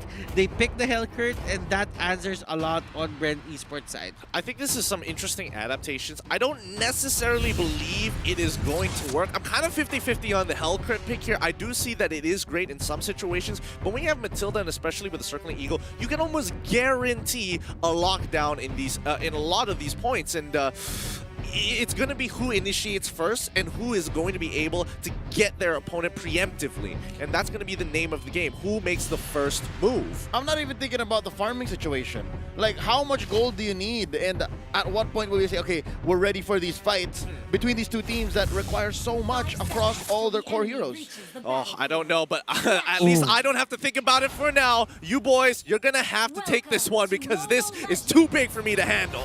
Okay, now... talking about ideation coming from the side of James, right? RQ Hoshi, what's great about the Hellgrid heading in towards the late game is not only diving in towards the backline, getting that catch, it's also about that split push. Like, he just gets so much movement speed when he pops in that Dark Knight Falls. Just get across the map. Like, who's going to be able to catch him when you can't even see your enemy? I agree, because seeing that 1-1 really likes the 1v1 duels as well. You can deny them vision of the 1-1 and just try to go for the duels on her side. Yep, Lusty almost getting taken down there. I kind of get it. This is a roaming Matilda. It's going to be a Matilda that provides shields and relies on mobility to kind of weave in and out of combat like a tank. Natalia, as you know. Hold up, Psycho uses the Cyclone Eye with just enough time. A defensive arrow here by a few. Real quick, let's rehash or remind people what lanings look like. It's going to be an XP lane Hayabusa. Ooh, Psycho a little frisky, wanting to get in on Rebo's face. And then the XP lane is going to be, the gold lane is going to be the Baksha facing off against the 1-1. An interesting matchup, but Flappy's able to bully WizKing nonetheless. Yeah, of course, he's going to be soaking a little bit of the poke, and he's got to be careful with the Abyssal Arrow coming in as well, because WizKing, if he just gets caught out, okay. Purify safe. She got that cleanse. Wait a minute. Yeah, she's taking the A. Yeah, well, he does have the innate cleanse in his kit. So RQ hits Vin. Vin here might go down. Oh, Dark Knight Falls. That's going to be some darkness raining down onto Brand Esports, and they get the first blood. What a bait right there by Vin. No trades here by Brand Esports. Yeah, and this is definitely going to be a little bit troublesome for the likes of Red Esports eventually when they are trying to go in for those sort of picks, which is what they are looking to set up, right? And here comes R7 already using the Black Dragon, crossing out towards TZ as well as Lusty. Not going to be making much use out of this. As you can see, their health bars is still pretty much way up high, but the Hayabusa now moves over on towards the other side lane, and it's going to be having a lot of great pushes. What a mirrored swap there by Brand Esports and RQ Hoshi. Now this fight in mid, near the turtle breaks out. Oh, the turtle at about 1/5 of health. That's going to be stolen here by Caltizi. And that's Lusty taken down here by R7. They're going to have to back out. Even Caltizi doesn't want any part of this, as Few gets caught in the middle of 3 members of RRQ. 3 for none is the final tally here, the body count for RRQ Hoshi. The better trade went over the side of RRQ. This is to be expected because Rebo won't be part of any fights. But as long as they can keep Psycho at bay, do not get caught in the way of the Dragons, that is going to be fine for Brand Esports. RQ Hoshi, they're doing a great job as well. They're contesting, they're getting the kills, the pickoffs. And now what's left is they should go for the turrets. I think this is actually RQ's plan, right? Like, you really want the attention to be on Psycho as well as Vin instead of Sin or even R7 in that sort of sense. WizKing kind of can self-sustain, especially when he does have the crossbow of Tang. So that's what they're hoping to pick up. Oh, no, an arrow here saves Lusty, and a nice takedown by Caltizi onto Sin, and the unthinkable has happened. We were talking about how it should have been Psycho, it should have been Vin, but yeah, they caught out Sin at the very right moment. Real quick note, ladies and gentlemen, Avarice onto that Sylvana. Nice way of the dragon here, catching Lusty. He survives. That's going to be the Thorn Rose pushing away Psycho and the gang. That is the prowess of a Selena. Just throw out the arrow. If you hit the Hellcurt has no Purify. That is going to be Lance taking him down. And that is a lot of time. And this is the thing about Hellcurt that I didn't really like. But Vin! What? Tortoise Poissons underneath the turret allows him to go deep, way too deep, and there you go. R7 can't even regenerate despite having full Sha essence. And off camera, by the way, that was a kill by Rebo. Those are the situations. Sid. But they're not done yet. Butters, let Lusty finish. He's chasing down Sin. That's going to be the Cyclone Eye going through the wall underneath the turret, the safety of his side of the map. So far, Butters, Lusty says, okay, you can speak. These are the things after you Baksha does. Like the dives that Brand Esports are doing now, it won't be possible without him. Yeah, and those sort of catches were magnificent for Brent Esports because now they do have a little bit of activation, especially on Kaltizi. This is their key towards those game-winning trades, and you just look at the amount of damage that Kaltizi gets. So he was under the turret. It didn't mean much as he pops out the turret Plaisance, and the other members of Brent Esports could easily go into burst down like how could whenever he just appears on the wrong moment. And here comes Lusty pushing them back. Oh no, that's gonna be Dark Knight Falls, but it was just a little too late. There was no setup, no follow through. Lusty gets blasted down by R7. A trade for the support and your core. Brent Esports going off with a lottery. Yeah. Just looking at how this sort of the jungler assassin meta is going, right? Of course, you have the tier 1 picks coming in from the side of Brent Esports, and oh boy. Psycho here gets popped into the Plaisance underneath it. This hurts, this hurts. That's Vin taken down by Kaltizi as they steal away the turtle. The purple, that is, and the turret. You see, I get the words mixed up, but nonetheless, I'm liking what Brent Esports is bringing. Rebo. Will the crossbow of Tang be thrown out? It has been. Will be. That's whisking in the air. Pachoo, pachoo. That's Rebo taken down. That's the sound of a bird with a gun. Bird with a gun. That's what whisking was. I'm pretty sure nobody wants to mess with a bird with a gun, but we'll allow it. We'll allow it. Yeah. What's big news right here? You know, like other than guns, what is pretty much lethal? Blades, and who's got the sharper blades right now? It's called Easy. Oh, yeah. Already having that blade of the Heptaseas being bought out. Sin really struggling to find his footing in this entirety of the match. Like, you got the Hayabusa, you got the Selena to deal with. After you get past that Boxer, it's honestly tough for him to choose from. Oh, Vindo jumping in with the Imperial Justice, and R7 coming in with the Black Dragon form. Few gonna use a Cyclone Eye, get out of here. From the back, Wiz King gets skewered by Kaltizi. The other TZ brother takes down Psycho, and right now, the stickers come up. The fallen brothers of RRQ Hoshi. They have no choice but to accept this conversion from Brent Esports as they push. This off-lane Baksha is just making waves. Where is that a Brent Esports? He's controlling so much of this RRQ aggression. Yeah, and just look at it from the drafting phase itself. It's like, okay, you can have the use on all you want, but remember this, I'm going to be activating what we can. And now we do have a little bit of a look at the itemization as the turret falls in favor of the side of Brent Esports. Now pressing on towards Sin as he is being forced a little bit backwards. Rebo is almost with endless battle. Sin is just getting the Legion swords and probably a Blade of Despair in just a bit. But Carl does have the item advantage with the Heptaseas. Yep, and he's sitting at 5-0-3. This is the best we've seen Kaltizi today. This Lancelot is cleaner than the Claude he brought out. Now here is a in-game pause, real quick, a breather for everyone watching, and as well the players and us here at the caster's desk. All right, I think Gideon has been paying attention. Man, how's the fight feeling so far? Okay, I need to ask about this Lancelot here because we've seen it on multiple different teams. We've seen it work and we've seen it not work.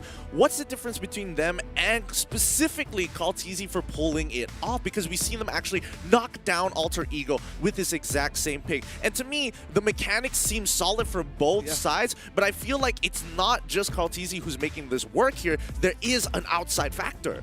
It's definitely going to be the Boxer. You just look at him. He's all over the map. He's always protecting his teammates everywhere he goes. And it's so easy for them to just move in and out, having so much mobility. I think he definitely plays a big factor in this match.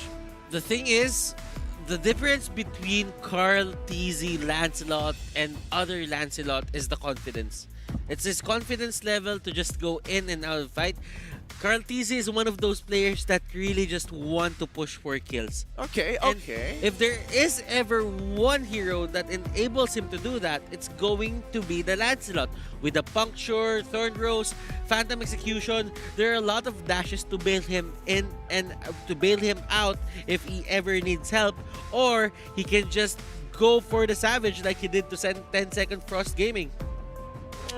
we're talking about the optimal form of Carltease here, right? Right. And I think there are layers to this question. We'll get to it later, because right now we're back into the battle. This is going to be 8 minutes, 20 seconds in, and yeah, look at this. Flapteasy can just walk into the side of the jungle for RRQ Hoshi towards the orange here, pushing them out. Vin uses the Imperial Justice as a defense mechanism. Wave of Dragon onto this Baksha. Flapteasy not even blinking, not even sweating at all. He's like, yeah, that's fine, it happens. I'm out. Look at Psycho even catching that arrow so that like, Vin doesn't go down. I'm like, yeah, let me block it. Let me block it. Now a push up top, and even in mid, there's a huge wave crashing in. Oh, wow, 6-0. Contra 6-0. Yeah, and just look at them. They invest so many effort on towards Flapteasy, and all of that is actually going to waste. How are you supposed to actually burst down the Baksha? And there's no apparent answer to that. Sin, you don't even want to get to that sort of question even. So it's really tough to ignore the Baksha and go for the rest with him just really pummeling them from getting anywhere backwards or forward. Now, it's simply Psycho there, wait on the Dragon, and this might just be a big fight for Brent Esports. Pulling it off. Yo. The mere presence of Flapteasy scares the rest of RRQ Hoshi, and this is prime rotations. Butters, do you agree with me? This is all leading up towards his first Lord take. Yes, it could be, but I think for them, they just want to go for the kills. They want to take the turrets right now so that RQ Hoshi will be forced back to stay in their base. Now, if you would look at the items here for RQ Hoshi, Psycho and Vin picked up an Antique Kiras, so that only means that they're having a hard time dealing with the damage of Carlteasy, and they even have Flapteasy on their throat as well. Doesn't help. Right now, Psycho goes in. Less than half health. RRQs, R7 coming in. Sin gets blasted by Carlteasy. It's looking grim. Oh, they trade out. They finally get rid of this menace that is Flapteasy. It's a trade 1-for-1 so far. And in goes the Circling Eagle. Gets knocked up. Lusty, Whizking trying to look for a nice angle. Carlteasy still to fall. He's got like few. Takes down R7. It's down to 2. Imperial Justice catches none. Oh, from the back line. Vin gets blasted by Carlteasy. Oh, and Rebo! Rebo misses by one shuriken. It's gonna be 3-4-1 while Whizking says, let me just clear this wave and get the hell out. Does it even matter if you catch that Baksha? Like, you just saw Sin just exploded right there. He tries to get a catch, but he'll get Whizking right now. This is not the fight you should even take or even ponder upon. And Brent Esports, well, they're laughing their way to the bank. Oh! I mean, I love the Hellcurt pick just because of the utility it brings. Yeah. But Brent Esports, every time Sin goes in, that rhymes by the way. 6 out of 10. Okay, getting there. Now, Sin going in, he is gonna try and pick up someone, but every Brent Esports member just turns to him. Yeah, it doesn't matter. Again, as nice as the kit is, again, you see the intent. But where's the execution? And right now, it's not on the side of RRQ Hoshi. Brent Esports is ahead by about 9,000 gold here. Yeah, I'm just looking at the charts. I'm definitely thinking that Brent Esports now overpowering in terms of damage. There's no way that, call in all the defense all you want. It's just that there's just a no-go zone for Sin, and you don't even want to invest Whizking all the way up into the front line, right? No-go zone. Anywhere that Lusty's circling is a no-go zone, all right? You got cops like Flapteasy saying, sir, this is area's cordoned off. If you come in here, it's not going to be good for you. Now there's the Dark Knight falls from the back. Sin once more, the first casualty, and Lord still stands. That's going to be the Poissons here popped by Flapteasy from the back. Vin gets destroyed by the Ogi Shadow Kill, and Rebo ain't done. The Doctor takes out Psycho as well, and R7 right in the middle of 4 members of Brent Esports. Make that 5. That's all of them, ladies and gentlemen. They're going to go for the push. It's just Whizking left to defend. Is it enough? The answer is no. Another shadow kill by the good Doctor. Ladies and gentlemen, Brent Esports with the classic recall in front of your base as they take game number 3. Now, if you think that the TP is annoying, the shouts that came out that really just tried to scare Brent Esports, that those were the things that were happening. It's a mind battle here on the battlefield, and Brent Esports, the recalls was just an answer to that pressure. Like, shout as much as you want, but you will never ever get into our game. Honestly, I have to admit, this has been an absolutely phenomenal game to watch here from both of these teams. And even with the shouts here, and especially after yesterday's game, I think, it's a little bit of a primer. Like, Alter Ego was a primer for Brent so that these shouts doesn't even phase them. But we have to kind of talk about the big issue here. We've seen Baxia really put a full stop to a lot of compositions, almost similar to the Diggy here. Hellkurt could not do anything about him when he is on top of him. Hayabusa even making it even easier when the team can't regenerate. Exactly. This is making it essentially a 4 versus 5 every single time. And on top of that, they're making RQ, the King of Kings, look like just a mere peasant in that sort of sense. And after all, they are mortal. Strong words. Strong words, sir.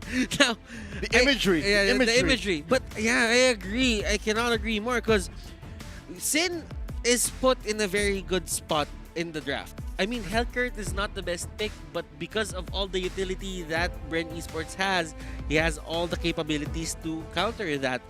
But if you go in without thinking about the control that they have as well, you will have a hard time. Well, with that being said, we just got word that the analysts are ready. So let's throw it over to them. Wolf and LaFell, please explain. Thank you very much, casters. Speaking of casters, I think a lot of things will be clipped. Yeah. Contra says something very interesting, and our table has also talked about a bird with a gun. It's very interesting. It's very graphic to me, man. Anyways, my name is LaFell, and this is Wolf. We will be your analyst for this game. And the thing is, Wolf, I have to say, from the side of RQ as well as Brand, both of these teams actually took a very risky composition in their draft, where Brand, technically, they have 4 assassins, and RQ, they take the Hellkurt, even though Hellkurt is, in the logical sense, he has burst, he has the silence. However, as we see, every time he goes in, he dies. So both of those compositions have very strict win conditions. You know what's a very cool thing about our jobs? Ever since the group stages, when we are going for our analysis, every single game, I'm not telling you, the teams go in front of us. And when we were trying to explain what happened, what went wrong, what went right, they just give us the death stare. Yeah, like what were we saying, like why they lose, and then the players are just like, yeah, right. So yeah, and it's worse when the coaches come in. It's like, yeah, the team played this badly, then the coaches comes in and then. Anyways, they just walk by. So right now, let's talk about the draft. Let's start with Hellkurt. Yeah. Hellkurt, why is he so risky? I think that it is more. I would say. There are risks that are like high risk, high reward kind of decisions. This Hellkurt is low reward, high risk only. Yeah, I would agree, because we saw the show, we saw the Savannah, both of these heroes, they can catch someone out of position, and then the Hellkurt could theoretically come in and burst them down. And we look at a lineup from Brand, 4 assassins, all of them are pretty squishy except for the Baxia. I like the Baxia in the experience lane just because Mundon has been trying to get the tanks in the experience lane, giving more options for more compositions. And the thing is, for Brand, we talked about Hellkurt. Right now, let's talk about Brand's lineup. 4 assassins, if they lost the laning phase, I think that it will be a very bad game for them. That's what's very interesting, because I think this is volatile for both teams. I think that it is so... The draft is just so funky that both teams cannot lose their early stages of the game. The Hellkurt as well as the Lancelot, they have the same win conditions. It's just that the Lancelot can achieve that much better and much easier compared to the Hellkurt. After all the nerfs onto Hellkurt, it is just not gonna work. Many times in this particular match, Bren Esports were able to just bait out Sin, and when he jumps in, everybody just goes towards that part, and even hiding in the bushes. That happens so many times. And RQ Hoshi, I knew from the get-go that when they lose their early stages, they cannot recover anymore.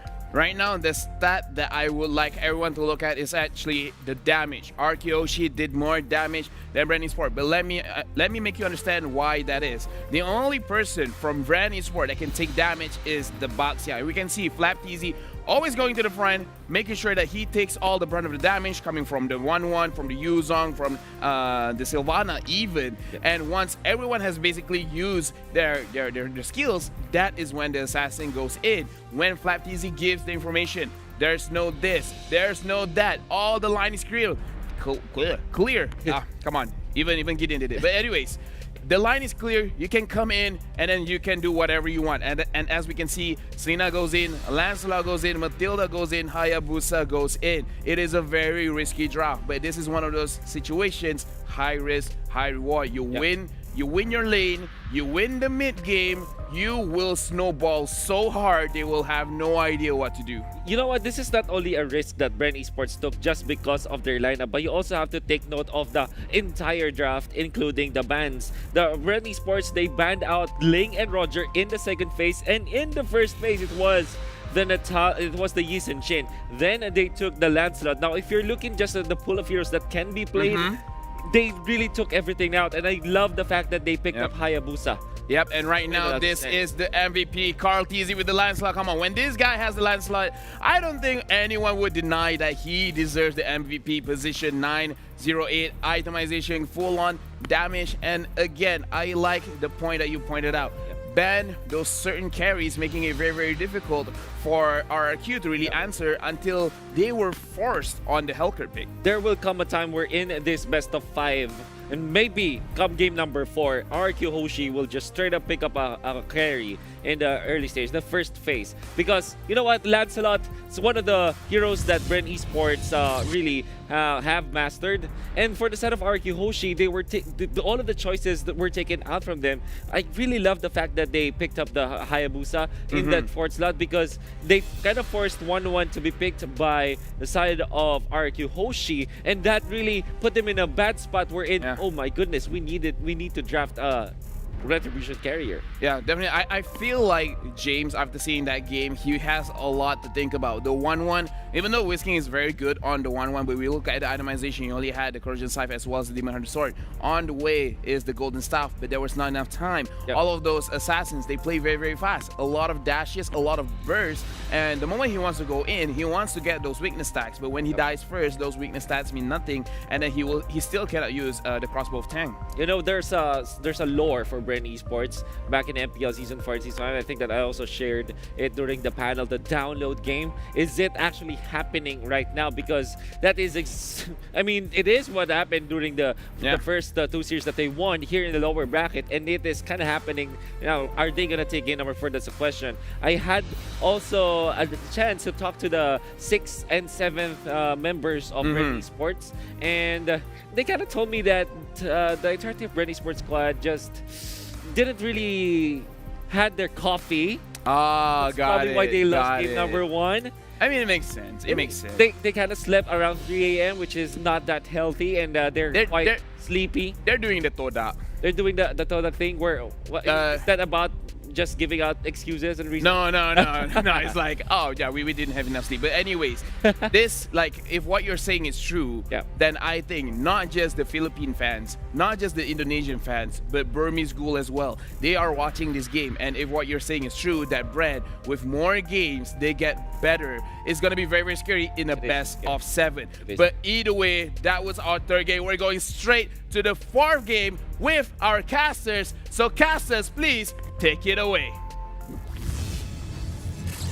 And away we shall go. Thank you so much, LaFell and Wolf. Once more, you guys are watching the best of 5 between Bren Esports and RRQ Hoshi. So much laying on the line. Before we move on, we would first like to thank Tumi, our partner in esports, for M2, as the journey to become the champion of M2 has been perfected with the latest Tumi luggage and backpack. You can bring your gear anywhere with you safely without worry. Be sure to check out Tumi.com to perfect your own journey and enjoy the M2 competition. Now, I know a lot of fans out there are worried about the players, especially in a time like this. Trying times indeed, but don't worry. To keep our players safe and protected, the event venue has been coated with SD Pro, an antimicrobial self-disinfecting coating that eliminates bacteria and viruses 24/7 for 180 days. To find out more about this, check out the SDST.com if you want to know more about the SUTL Envirotech what they offer. And in case you don't know, you can catch us live streaming this event. It's a mega event. This is Mobile Legends Bang Bang M2 World Championship 2020 held in Singapore for free on MeWatch. It ran from the 18th up until today. So if you want to go switch over to MeWatch, go ahead. It's a total of 12 teams, 9 countries competing for a grand total of $300,000 US. Once more, you've got 2 more matches, and we're about to wrap this one up. If one of these teams don't switch it up, then it might end right here, right now. Once more from the caster's desk, my name is Leo, joined here by Contra, Gideon Q, and Butters. And Bren Esports is threatening the sweep. Butters, what are the chances? If the download game is true, then I'd say that this is 60-40 going to the side of Bren Esports. They got momentum. They got momentum. That's the only thing that's working for them. I think these two teams are equal in terms of the mechanics, in terms of the strategies that they put in. What gives Bren Esports that certain edge is certainly the momentum and the fact that the pressure is on the side of RRQ now. For sure. Yeah, and definitely talking about this sort of points, right? Like, you can't exactly blame the side of RRQ Hoshi for doing a little bit poorly in that previous match itself. Like, they went down towards the rabbit hole and it's like, okay, a lot of all these assassins that were great is already being snatched away by the likes of Bren Esports, right? They went towards the Hellcat where you can actually choose to really fully commit and die with that cause or get away with nothing, and most of the cases they really got none. But moving in towards the track, right? Now, Bren Esports needing only one more game to advance to the grand finals. They are shown that they are not only good at those assassin junglers, they are also very great when they pull in the marksman like the Claw. No, I think I totally agree with that statement here, but oh my goodness, it's really a brawl. Every single time these players battle, it just gets more hot and heated every single time. The sun is still up, but it's feeling like a battle night. Log in on the 30th of January to get yourself a free permanent skin, but also you will be happy to know that we are announcing the launch of the new anniversary season of Magic Chess, Blazing Hammer. The new adventure will officially begin on the 30th of January. Once more, there's a new upgrading system called Blessing, new little commander, a map, and of course, all new synergies will be revamped, and there will be free trials for advanced skins waiting for you. Once more, this is Battle Night. Log in on the 30th of January. Less than a minute left in this draft. Again, game number 4 could be the fall of an empire, a kingdom. The King of Kings may be forced to bow here. Gideon, I'm wondering, man, what changes do RRQ have to make? I think they have to get back into their comfort picks here. I think they really need to start thinking about putting Sin on towards a marksman where you've seen him perform well in game 1 itself, and I don't think he's going to get that cloud again. However, they're going to have to start opening the field. Somebody on the side of RRQ is going to have to bite the bullet for the greater good. All right, I thought somebody was going to have to stop him, but Butters, your thoughts? You seem so deep in thought right now. You're contemplating. What's going on? He's in the Matrix. This is so hard. Zeros and ones. This is so hard for the side of RRQ. You feel it. They brought in Sin and Wiz King for the stability of the lineup, the player lineup. They just wanted to be aggressive into the early game, but right now it certainly feels like it's biting them back. Yeah, and I'm glad that you mentioned the Matrix because it's between the red pill and the blue pill right now. Like, do you go with what everybody has been doing exactly the same, go for something very standard and somehow works, or you go out of the way in towards the road not taken, and Bren Esports shows that they can do both and still really get closer and closer towards the grand finals. Now, back in towards the draft, right? It seems like there's a lot of assassins being taken out from the early phase. Yep, given how many assassins showed up in game number 3, they're like, hold up, let's pull the brakes on this, because when things get crazy, it has been proven that Bren Esports is the one who has the upper hand right now. Benedetta, the last ban for Bren Esports, alongside Natalia and Yu Sun Shin.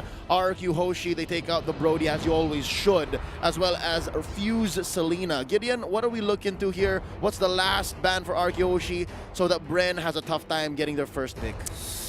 This is a really tough one here because they have to make a decision on whether they need to get rid of Yuzong or they want to keep it up for later. And the same goes for Esmeralda here. But if Esmeralda goes through, I think there is a potential likelihood that RRQ could be able to pick up Claude. And they performed really well on Claude. But Bren, they've been absolutely trying to shut down Sin and put him onto, and force him actually onto the Assassin. And another important point to note is that you really want Whiskin to be pretty much in your face, and that's definitely not working out from the past game at all. Like, the impact was very close to none, and now they're taking out the Yuzong just to try to negate a little bit of both what they did back in the Bruce game. Probably an Esmeralda for an Esports. I mean, they're sniffing something. They're like, Esmeralda, this can't be it. This is a little too good to be true. Low-hanging fruit. It's so easy. And yeah, they do avoid it. They skirt it. They go ahead and pick up the Claude. And again, I think this is smart. One is you don't fall for the easy trap. Like Esmeralda, I think RQ Hoshi was expecting it. And yes, Sin is so good on marksman-type heroes.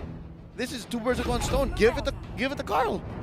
Yeah, but this just means that RRQ, again, Sin might have to bite the bullet one more time for his team, locking in the Matilda as well as the Esmeralda. At least RRQ, we've seen them perform on this against the Burmese Ghouls. And again, whoever got Esmeralda, it was kind of like a 50-50. It's like, oh, you can see where it looks super overpowered, but at the end of the day, didn't exactly get to that point where they could start carrying.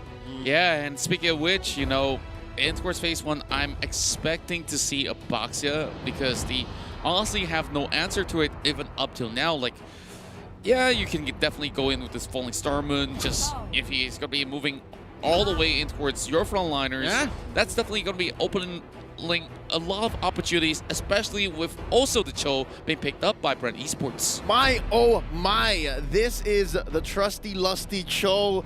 Ever since unlocking his potential yesterday, I've perished all doubts. Like, I used to think like, oh, it's so bad, it's so hard to use, but now I think Lusty got his mojo back. Yeah, and clearly seeing that they have an Esmeralda on the side of RQ Hoshi, there are people who are gonna go for the split. So with that in mind, Bren Esports just go straight for the show, and a lot of thoughts that might have come out from Ducky there, but this is a good hero for Lusty, given that the requirements and setup is right.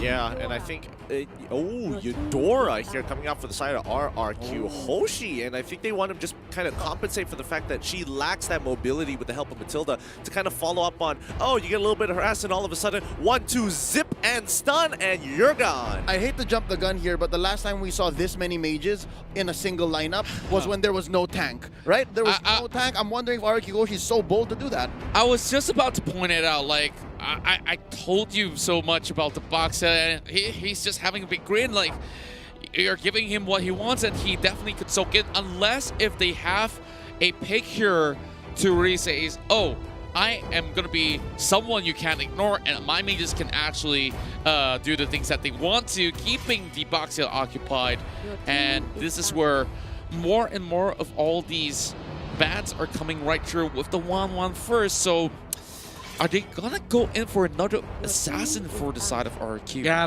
Roger is a good ban. I was thinking that maybe RQ Hoshi is planning to go for the Roger just because this is a dive heavy composition, the Esmeralda and the Matilda. And it's a Sin choke out too. Yeah. Sin has no options.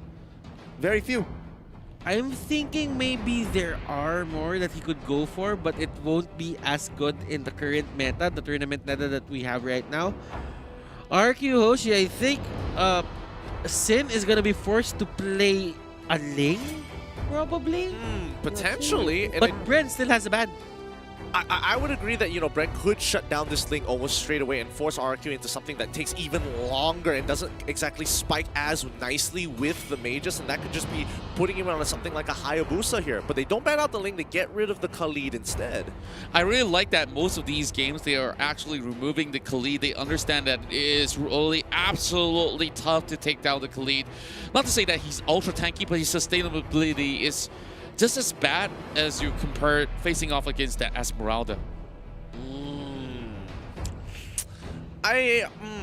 I mean, there's a lot of speculation that could be one way. That could be one way here. But RRQ, considering that the style that they played so far, they could look to set up Harley, and it's not like we haven't seen this huge mage composition before. We saw it in the group stages against EVOS SG, and we're able to kind of defend against it. But instead, they're gonna go with the Belleric here, and hoping that that might just be enough to stop Claude in his tracks. Okay, so there's a tank. We were looking for one. No Lemon, but we'll see how this ends up on RRQ Hoshi's lineup this time. Wait. Butters, light bulb moment. We've seen this. This could be a Bruno setup for RRQ Hoshi. Oh. We've seen another version of it. No, it's almost the carbon copy, the exact same thing. They've got the components there as well, but Bren, they lock in the Farsa as well as the Sylvana, which was, I was thinking of something, but I think Butters might be onto something here. Yeah. Could it be a Bruno? Because that's the only thing that RQ played in terms of the marksman jungle that worked. Give it to Sin, give it to Sin. It's the only one left too, if that is what they're trying to go for, if not the Harley. There's a few concerns that I have here, especially with Sin and Whisking on board. You can honestly see that the tempo that they are playing at is not exactly the same like how Lemon as well as Albert has been performing throughout the entirety of the runs on the upper bracket.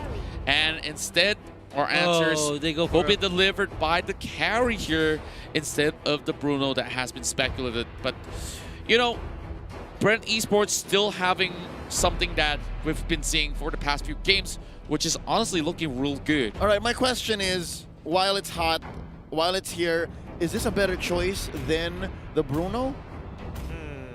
Because if you're going for marksman, you better go for the one that works. You better go for the one that is right for the situation, and carry seems so vulnerable. I would agree in most cases, and Bruno, yes, I would argue that Bruno is even more susceptible and more volatile in comparison to the carry because his win conditions are super early and super late. There is no middle ground to that without a snowball going. Yeah.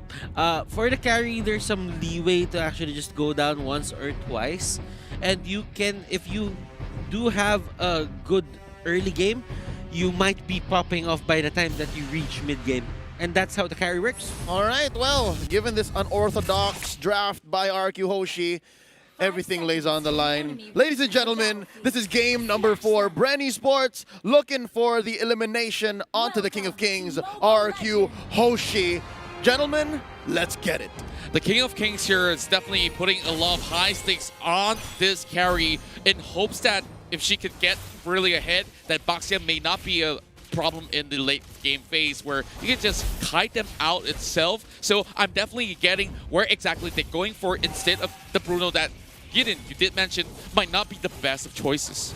Yeah, and again, your pick, your mention of oh wait, hold on, this might be a bit of an engagement. Cartesi going up forward really aggressively. The Cosmic Lance already landing, third hit, a G could no, and all of a sudden, Psycho, who isn't level 2, who really needed to be level 2 there to save their Eudora, R7, trying to salvage the situation, but back to mid. Lusty and the crew, they were fast on their fingers just to punish that risky play from Vin. Vin tried to steal the purple buff. It didn't work. It's not the greatest of plays here, but it doesn't mean RRQ is out just yet. The First Bloods usually don't mean too much as long as you don't get to translate into anything in Bren. No buffs, no steals, no wave clear, no wave clears, no invades as well. So technically, it's still just, you know, slightly ahead. Yeah. And it all depends on who we see gets his first item. There's this first item power spike that we're talking about when it comes to a carry or a Claude. And speaking of which, we're already seeing a lot of invades coming from the side of RRQ, while Lusty is trying to play that in-your-face chill, and definitely not the bush that he wants to move in for, but Whisking trying to go for a catch. He misses the Wrath of the Dryads, and that would have been a really nice catch if he was able to land that. But at least they buy a little bit of pressure to get this turtle. But can Bren capitalize on this here? You can see a lot of their members rotating fast, and not to mention Baxia is coming in hot. And this is a way to just catch Psycho and the others. They wanted to stop the effectiveness of this Baksha. But there's a fight happening right now. Look at this. Psycho gets caught out. And Sin and the others are just forced to go back. They can't do anything. They can't punish. I'm not sure why exactly that Psycho went back in, because none of these members are actually responding towards this, and very obviously that was a miscommunication. Yeah, it just seems like there was a little bit of disconnect there for the entire team of RQ. Were they sure they were going in? Were they unsure they were going in? They had to make that decision, and they have to make it fast. They just got caught out, and a few won't be holding back on the trigger of his Imperial Justice. Yeah, I mean, right now Bren is just playing a little bit more in sync in comparison to RRQ, but RRQ, they don't have, you know, they're not so in the dumps in terms of their economy. They're still relatively even for the most part of it. 8K to 7.3K. It's only going to be a 6 to 700 differential overall. And Sin, he's going to need to start quickly ramping up into this game. He needs to at least get the Demon Hunter Sword into Golden Staff to make sure that Flapteezy, Flapteezy on this Boxia a little more ineffective. Yeah, I definitely gotta say that this Kaltizi is ramping up way faster in that sort of sense as compared to Sin at the moment. But Flapteezy, now that RQ Hoshi has already known what to expect coming from the Purist game, he's going to be facing off against R7 at the moment. This is honestly not going to be going all too much anywhere, but eyes are on that river right now because Matilda is looking for a setup. Psycho and Few will meet each other in the brush, but I don't think RQ Hoshi would just be initiating on a Sylvana support right now. There is a lot of things that they have to consider, and they have to bring Sin to the point where he gets to end this battle, Raptor Machete and end this battle, then just go from there.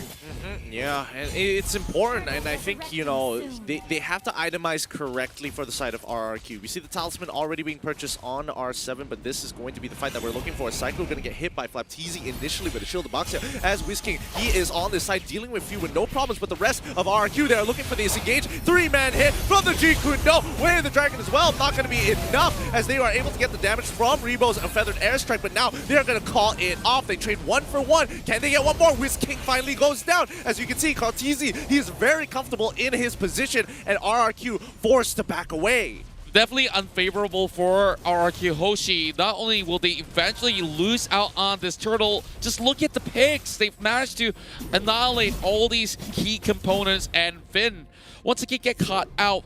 And, well, just Brent Esports knowing what exactly to do, and just like how they do best. All the turtles in priority. R7 going to take the full brunt of damage from the Blazing Duet. Doesn't look like he was able to stack up his Art of Thievery to maximum before coming in. But, you know, R7, he just laughs. Aha! Go back into lane. Let's see what else is there to happen. But Flap, on the other hand, gets gone out, and that's going to be a lot of ultimates getting thrown into him. Flapteezy! Will he still escape that? No, he won't. But look at the commit.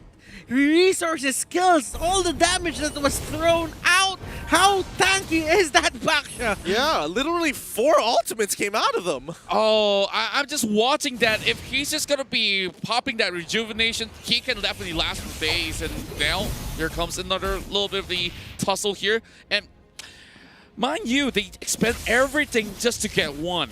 Well, at least they didn't get anything in return. Wait a minute, Lusty trying to make the big play here. Unfortunately, he doesn't actually hit it. Good preemptive attack coming in from RRQ, but Kaltizi coming in pretty on hot. Doesn't get too much damage from his Blazing Duet. Not a lot of value. Bren need to start pulling back away, but this is RSQ to look for that re-engage. They're getting a little antsy as they move closer towards their jungle. They just don't know where the rest of the team is yet.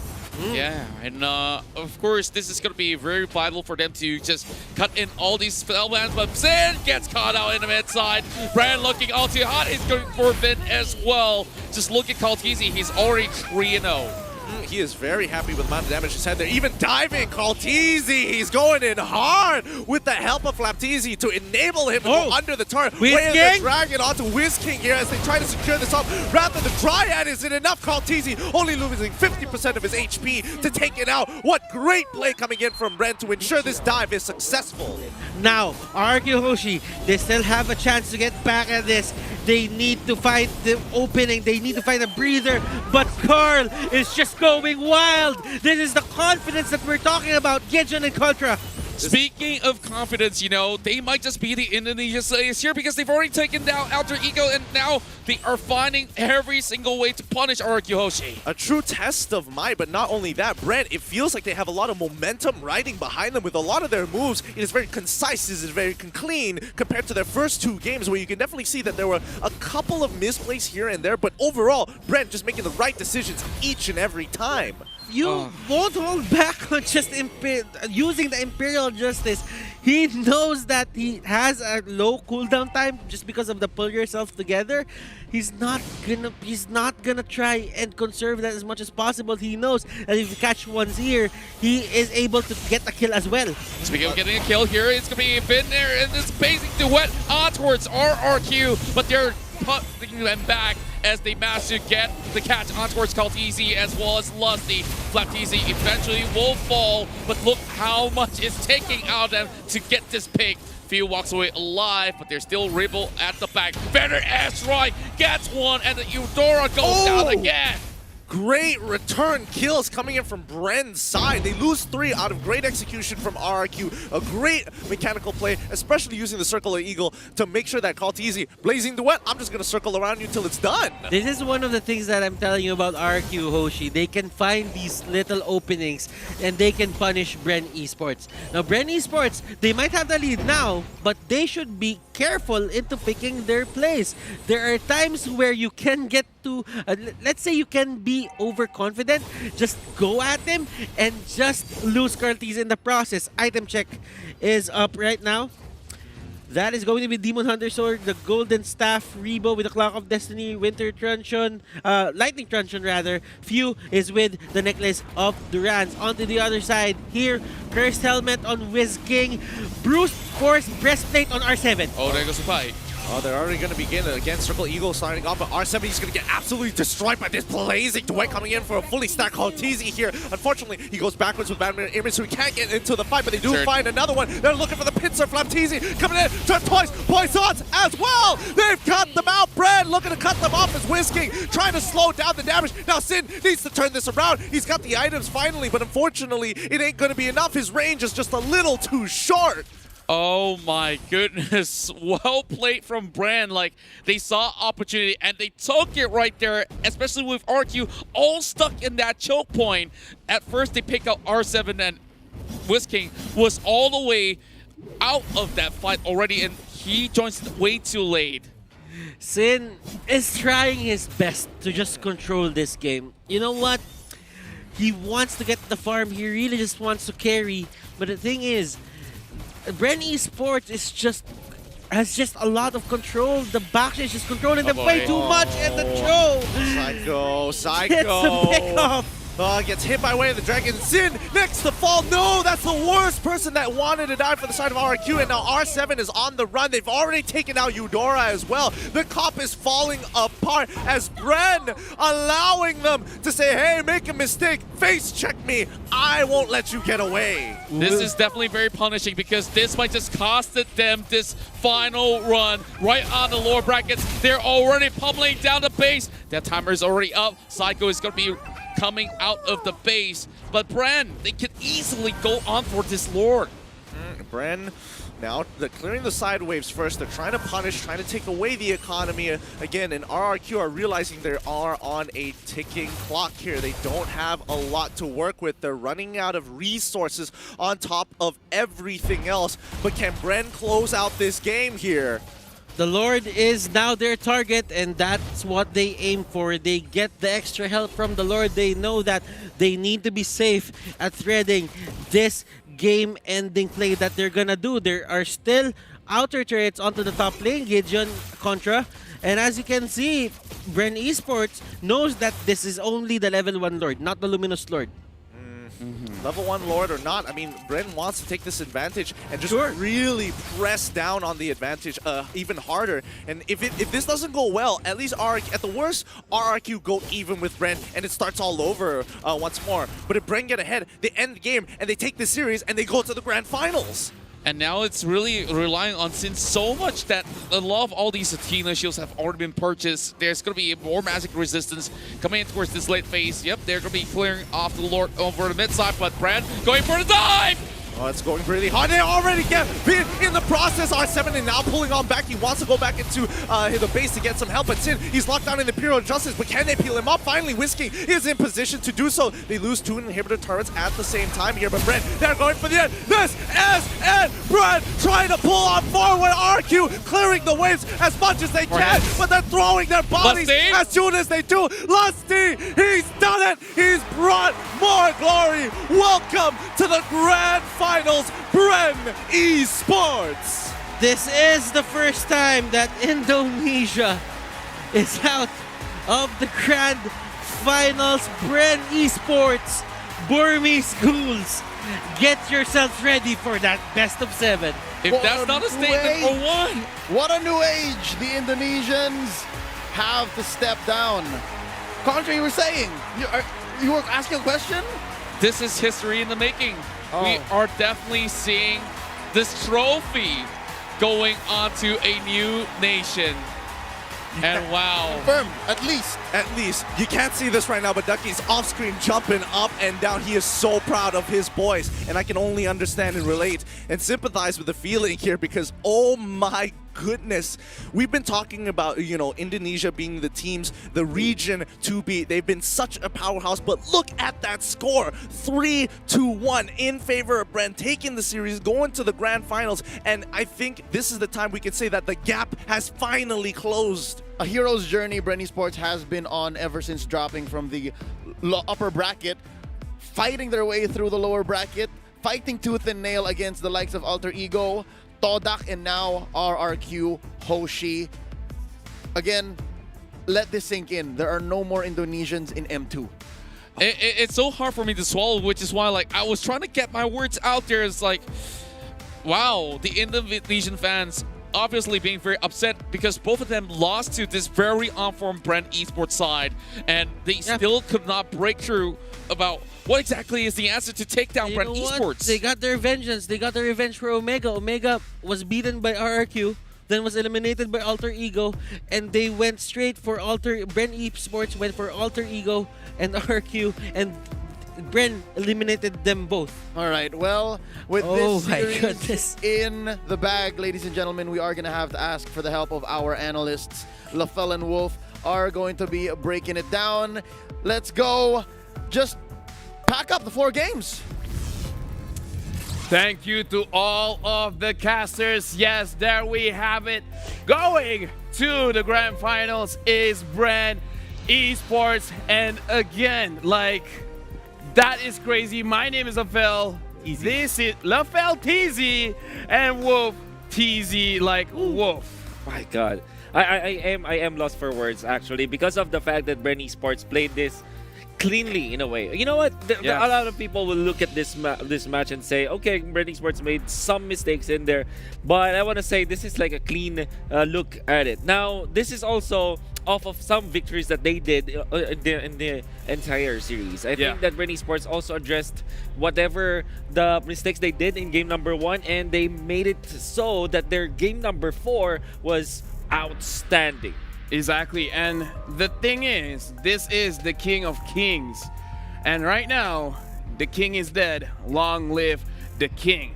The thing is, right now, like, throughout the entire series, the Philippine fans, the Indonesian fans, and as well as I feel the Myanmar fans as well as watching. So because a lot of Filipinos have been spamming for a shout out, so I'm just gonna say shout out to the Philippines. Congratulations. Right now, Myanmar and Philippines are fighting for the #1 spot. They want to be the best region in the world in terms of Mobile Legends. And right now, for the first time, Indonesia is #3. Yeah. Whew. That is actually kind of a new thing, right? Yeah, right? Mobile Legends. The end of 2020's season, which will be capped by the Enter World Championship, means that Indonesia will not be part of there. Now, I want to say, looking at the highlights, this is the most important clash. We can actually pause right now, because this is RQ's little this is the cue for RRQ to actually fight. However, they still lost. Now, do take note that in this clash, RRQ Hoshi decided to go for this part of the map, which is very surprising for Bren Esports. They kind of want to take the turtle. Look at the timing. It's 4 minutes in. Bren Esports, they do have immense amount of strength. Flap TZ as well as a few, they kind of want to fight at this point around the turtle area. So RRQ Hoshi, whatever they did was actually very smart. Actually camping in this particular bush in the middle, and they were able to get the pick off. However, they still will not be taking the most victories because I think that Carl TZ, he's just so, I'll say this, he knows out his limits, and he's so good.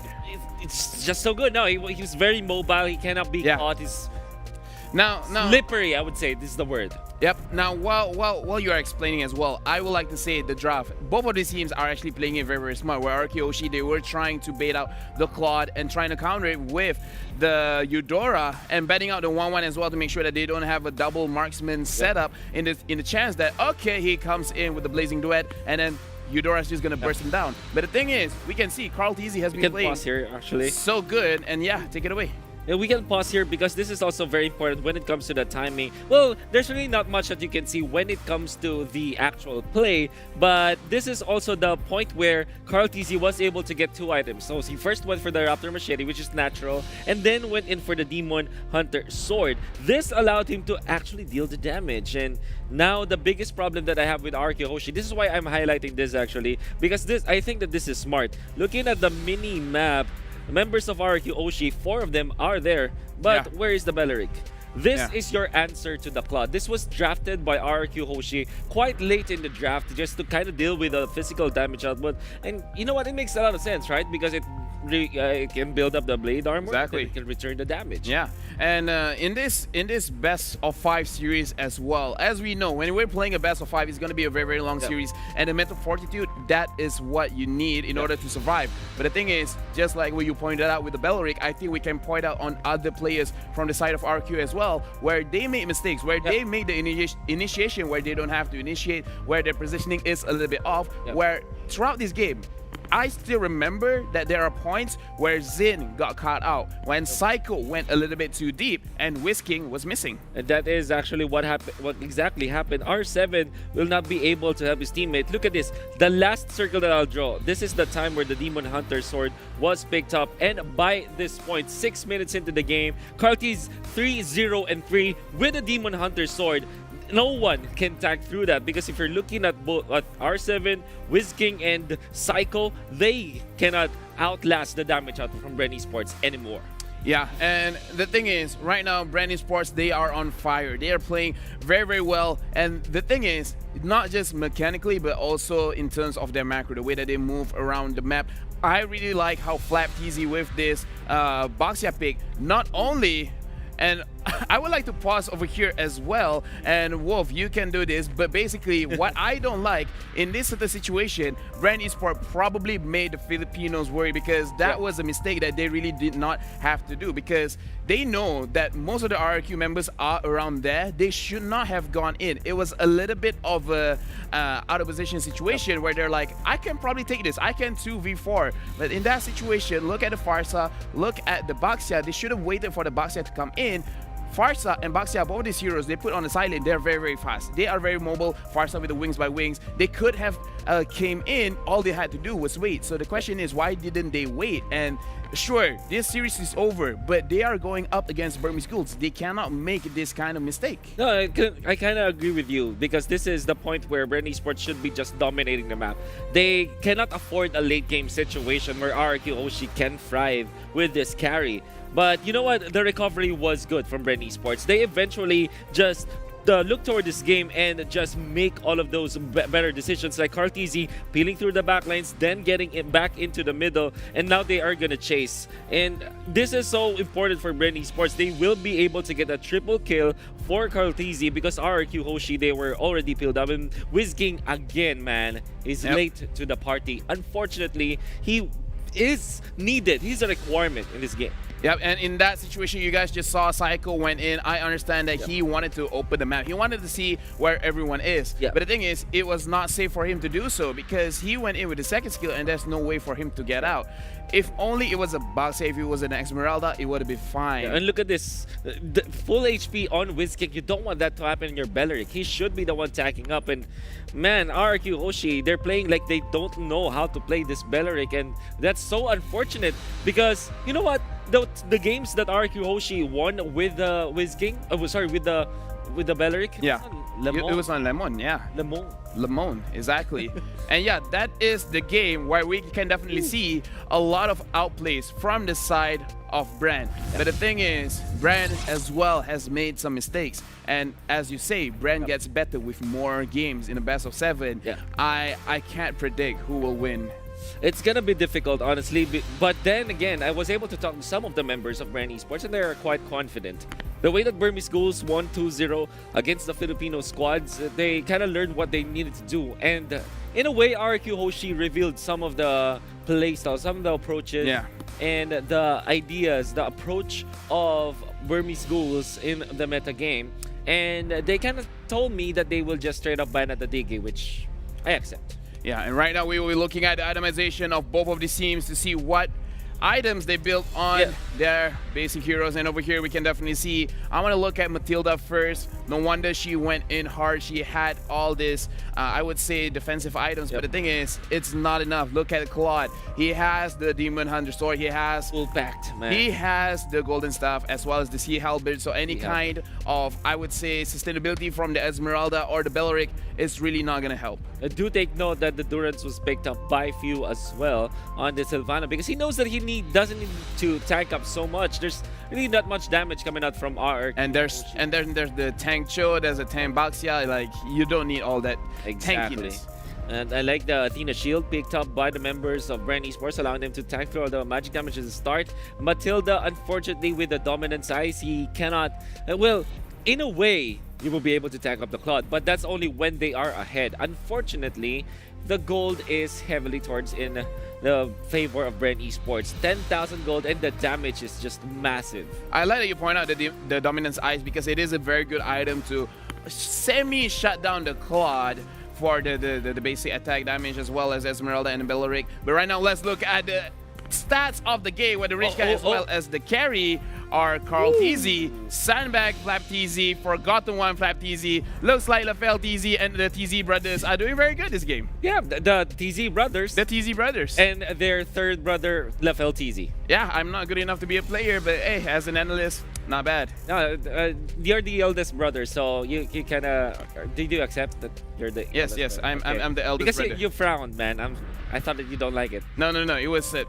Anyways, let's look at Claude. Look at the amount of damage that he does compared to his team, as well as RQ Hoshi Zin on the carry. Both of these carry players, we can definitely see that they tried their best. They tried to do everything that they can to win the game, and both of these guys have the same mentality. However, we just saw that Flap TZ, being the Sandbag, being the Forgotten One, he is a very, very good front line, following wherever the Claude is and making sure that he tanks whatever he has to tank and then giving the chance for him to survive. The very important factor here is that the average, KDA for all the members of Brand Esports is about 6, and for Arkeoshi, it didn't even reach 2, which is really bad. And for the nth time today, Carl TZ 12-1-6 this time with the Claude really showing up, and I think that he is really showcasing himself. He wants to be the best player in the world, and he's on his way. Carl TZ. In the group stages, he managed to get a Savage. Today, almost got the Savage as well. He has been one of the best carries in the entire, I would say, M2 tournament. But the thing is, he is going up with the other best carry in the tournament, Ace. Now, both of these players, I have no doubts that whoever wins has a better priority to have that MVP of M2. It's either Carl TZ or Ace. Yeah, the Ace, I think I heard one of the casters say he's the Burmese Python. Yeah. And it's gonna be I don't know what that means, but okay. Well, he's probably like a very sneaky snake that can be the one to defeat Brand Esports easily, or will it be the child prodigy just getting whatever he deserves, actually. He's been waiting for this for the longest time, and I think that we will have a chance. Yeah. Speaking of the prodigy, I can see on stage that our host as well as Brand is ready. So let's go for the interview. Host, take it away. All right, you heard from the analyst. Now it's time to hear from the best fencer in M2, the Lancelot Pro himself, Carl TZ. My man, it was a hard fight, fighting in the lower bracket. You guys are finally here. You put the last Indonesian final boss down. It's time to face Burmese Ghouls in that grand final. First off, I want to ask you about that series that just happened. First game, you guys picked Lancelot and you guys got defeated. How did that happen? Yung first game parang ano lang eh. Parang chinek lang namin kung ano yung mga lineup nila. Di talaga kami masyadong parang di kami nanggigil masyado. Hinayaan lang namin laruin yung laro nila tapos inaral namin. Yun. So our strategy for game 1 before we went over to the stage was to gauge them on game 1. So it was just chill for us. We were just trying to see what they have up their sleeves. So yeah. Okay, all right. So it was just a testing game for you guys, see what they had, and obviously it worked out. You guys won the round 3-1. Now we're moving forward into that grand finals later on tonight against Burmese Ghouls, and they have been a superpower so far. And well, it's going to be a tough match. You guys lost to them in that upper bracket. It's revenge time. You know, the last time they 0-2 you guys, but now what kind of strategy do you have moving forward to deal with them? Yung strategy namin, secret na lang. Basta dudurugin namin sila. Our strategy would be a secret. So what I can promise is that we'll beat them. Okay, only promise to the fans they'll beat them. Well, okay, next up, I want to ask you something a little bit personal. What would winning M2 mean to you personally, Carl TZ? Sobrang saya kasi bata pa lang ako. Simula pagpasok ko dito sa pro scene, gusto ko na maging mid laner ng mundo. So I'm really happy that I'm on this stage right now, and this would mean that if we win M2, I would be the best in the world. Best in the world, indeed. That is going to be a common thread with all these champions that have fought on this stage. And now, I think we're going to do that whole cheer with Brand, the Brand Esports cheer. You guys taught me that. Brand Lang Malakas. On the count of 3, we're going to shout that to the camera. And then, of course, we're going to send you down to get ready for that grand final. All right, on the count of 3, 2, 1. Brand Lang Malakas! All right, guys. Thank you so much, Carl TZ. Thank you, Coach. We are going to wrap it up in just a few moments because we have to make some preparations for that upcoming grand final. And of course, I'll be rejoined by Mr. Joakim Gomez. What's up, my friend? Coming up here as we speak, I cannot wait for 6 p.m., Lysander. Can you imagine this? The entire nation of the Philippines, the entire nation of Myanmar coming together to cheer for their favorite team. Now, in case you want to know what the timings are in your respective countries, we're going to be flashing it up in the screen in just a while. All right.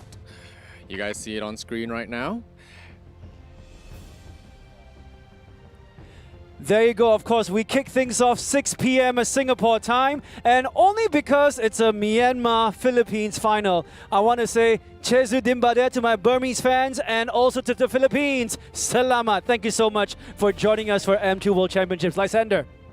All right, we'll see you guys in the grand finals. Again, 6 p.m. Remember to be there. Of course, be nice to your professional players. They are representing your country. Tell them, send them your support on every single social media possible. And be encouraging, if possible. We'll see you guys. For M2 World Championships, proudly brought to you by our friends over at Moonton. Also supported by the Singapore Tourism Board. Hashtag Passion Made Possible. Skoga, who has been supporting Singaporean esports talents and careers since the year 2008. We got IMDA, Secret Lab, Toomey, Singtel, MediaCorp, Cathay Cinema, and not forgetting, of course, SUTL and our official gaming provider, gaming gear provider, Razer, who still, by the way, have the Razer Black Shark V2 up for grabs. Right. Simply log on to our Facebook and leave a comment on why you should be the one winning the Razer Black Shark. Lysander, anything else to hype the grand final happening actually, as we speak, in less than 4 hours? Less than 4 hours. Burmese Ghouls versus Brand Esports. It's going to be the battle of a lifetime. Best of 7 coming to you guys at 6 p.m. We'll see you then. Be there.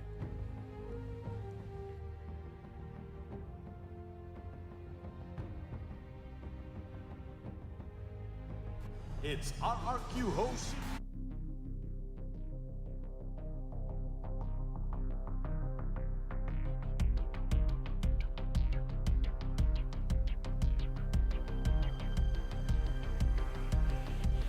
the day, I hear you call. This is game one. Far, far away. Thrill of the fight as we fight to survive for honor and glory, strong as a knight. Nothing can break us down. We will all wear a crown. We are unstoppable. We're proud like armor and shield. We are unbreakable. We're all invincible. Now they'll take on the world. We can fight, fight for our lives. When the world collapses all around us, fight like a knight. Join the fight, fight for our pride. Never wrong to strive for what you believe in is right. Zero to hero, immortal hero. Another day is dawning again. Forget our troubles, we're standing the pain. Some others are gone, but spirits remain. We're fighting the names while victory